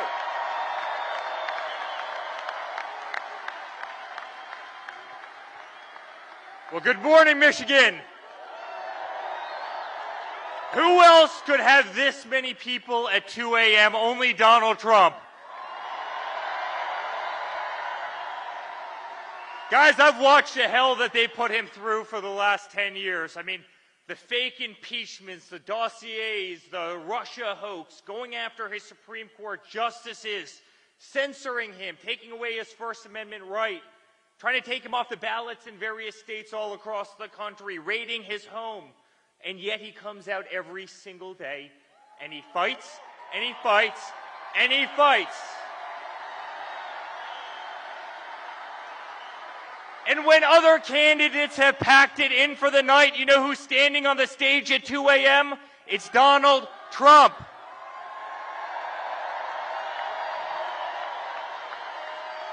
America, it's time for us to pick our fighter, and it's that man right there. And I can tell you, as a son, as a family, we have never been more proud of a person in our life. I have never been more proud to stand on a stage with somebody in my life. He's the most remarkable man I know, and I promise you I will be on the stage till the end of earth with you because I truly believe in you. And I believe what you're doing for this country and what you're doing for our children. And you are going to save democracy in the United States, and you're going to keep peace in the world. And I love you, and we're proud of you. And let's make America great again. Thank you, Michigan.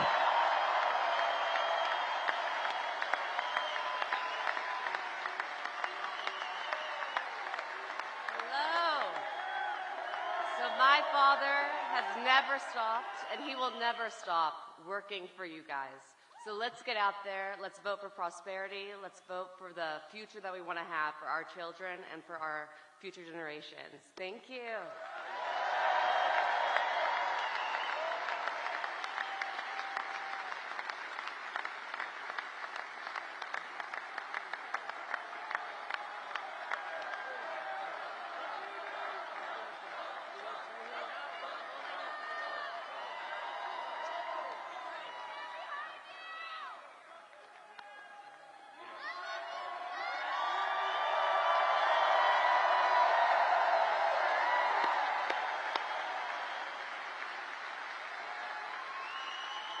Thank you very much. They're my kids, but I'll tell you, they're very good people. They're good people. They're great people that love our country, and they're working. They don't have to do this. They don't have to do this. So in conclusion, with your vote, we are going to fire Kamala, and we're going to save America. We will cut your taxes, end inflation, slash your prices, raise your wages, and bring thousands of factories back to America and back to Michigan. And a lot of it will be using my favorite word, tariff.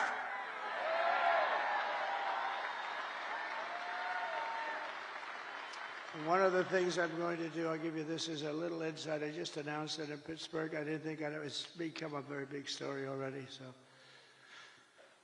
we're going to tell Mexico, you're killing tremendous numbers of our people by allowing China to send their fentanyl through your system and through your country. And we're going to give them a little period of time. But we don't want drugs coming across our border or any border. And whether it's Mexico or Canada or wherever, because they're starting now in Canada, they're starting to go up north. But whether it's Mexico or Canada, we're going to explain to them quickly that if you allow fentanyl and these drugs to come through your country, we're going to charge you large-scale tariffs on everything you send into the United States.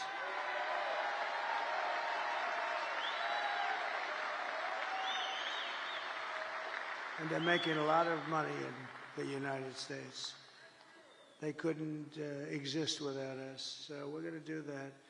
And we're going to tell China that if you continue to send fentanyl to Mexico or any place else that comes into our country, we're going to charge you a 25% tariff on everything you sell into the United States of America. We're not going to we can't let them. And you've never heard that from anybody but me.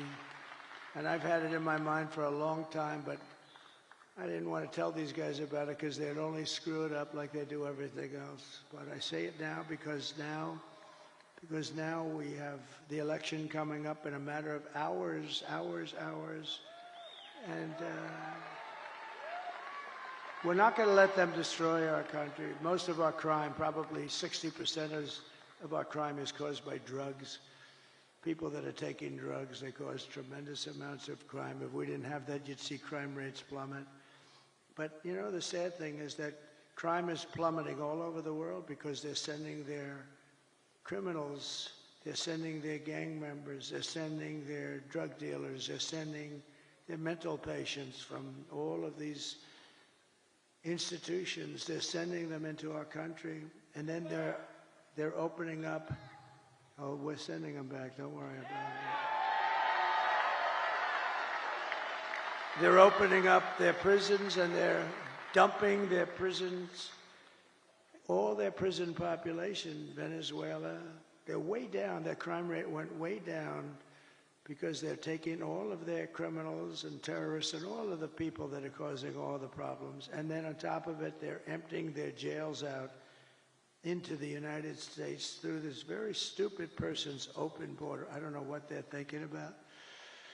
But maybe they hate our country, or maybe they want to get people registered to vote. Who the hell knows? But we're not going to allow it. It's going to stop immediately, day one. We're going to build America. We're going to buy American, and we will hire American. I will end the war in Ukraine. Would have never started if I were president. You know, we got more votes.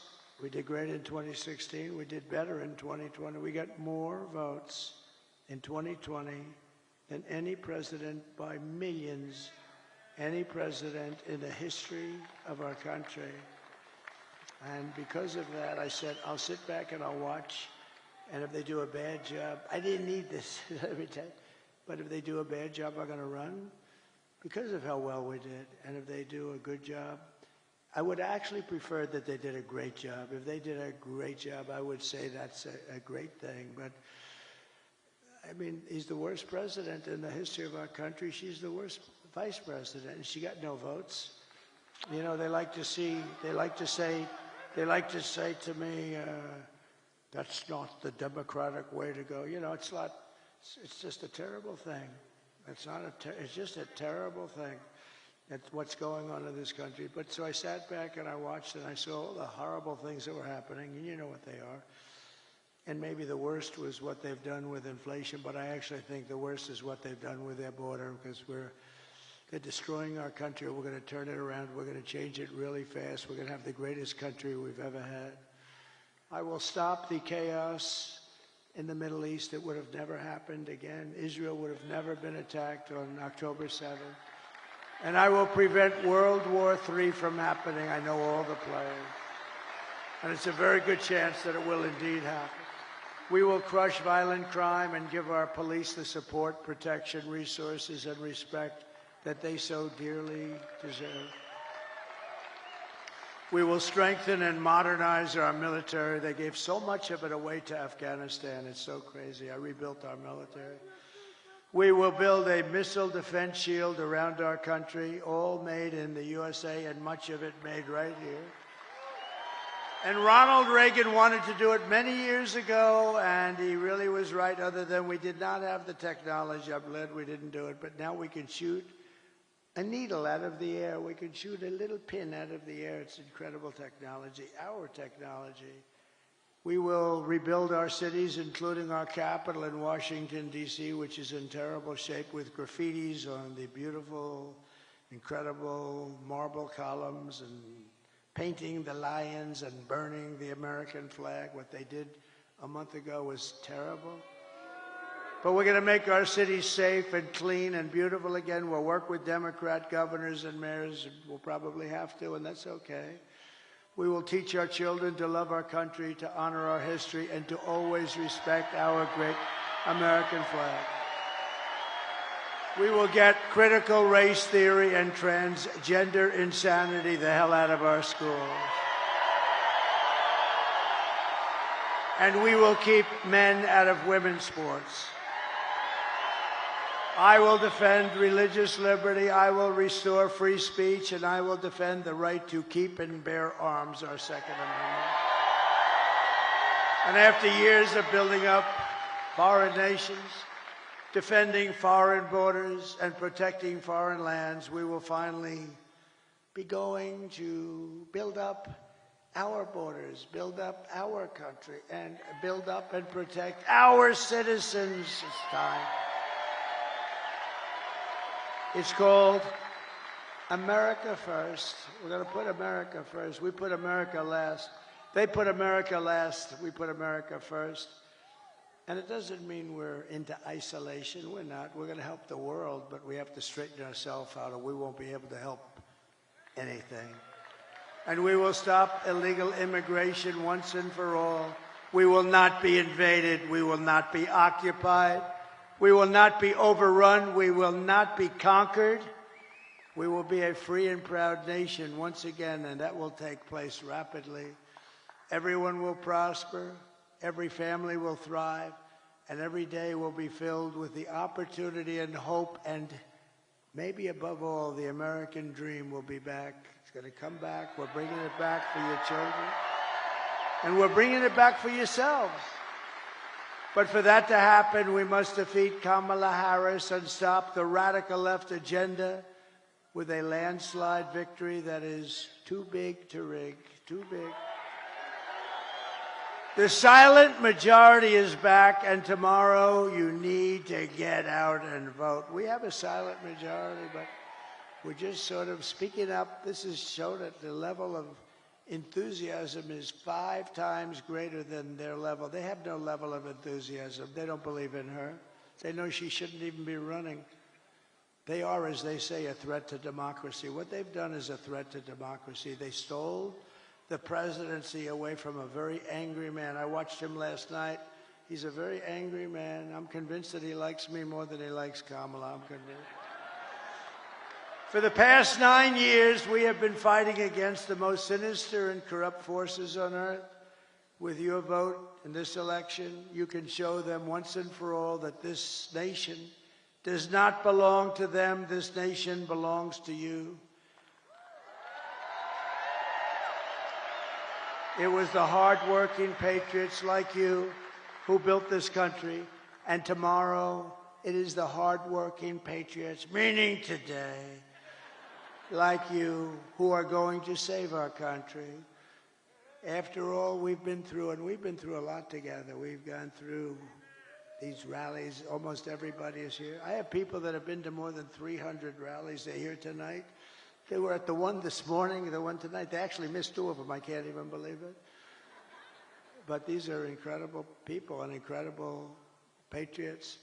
But we stand on the verge of the 4 greatest years in American history. With your help, we will restore America's promise, and we will take back the nation that we love. We love this nation. We are one people, one family, and one glorious nation under God.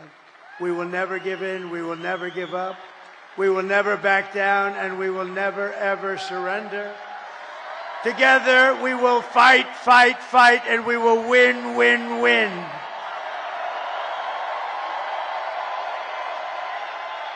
November 5th, today, will be the most important day in the history of our country.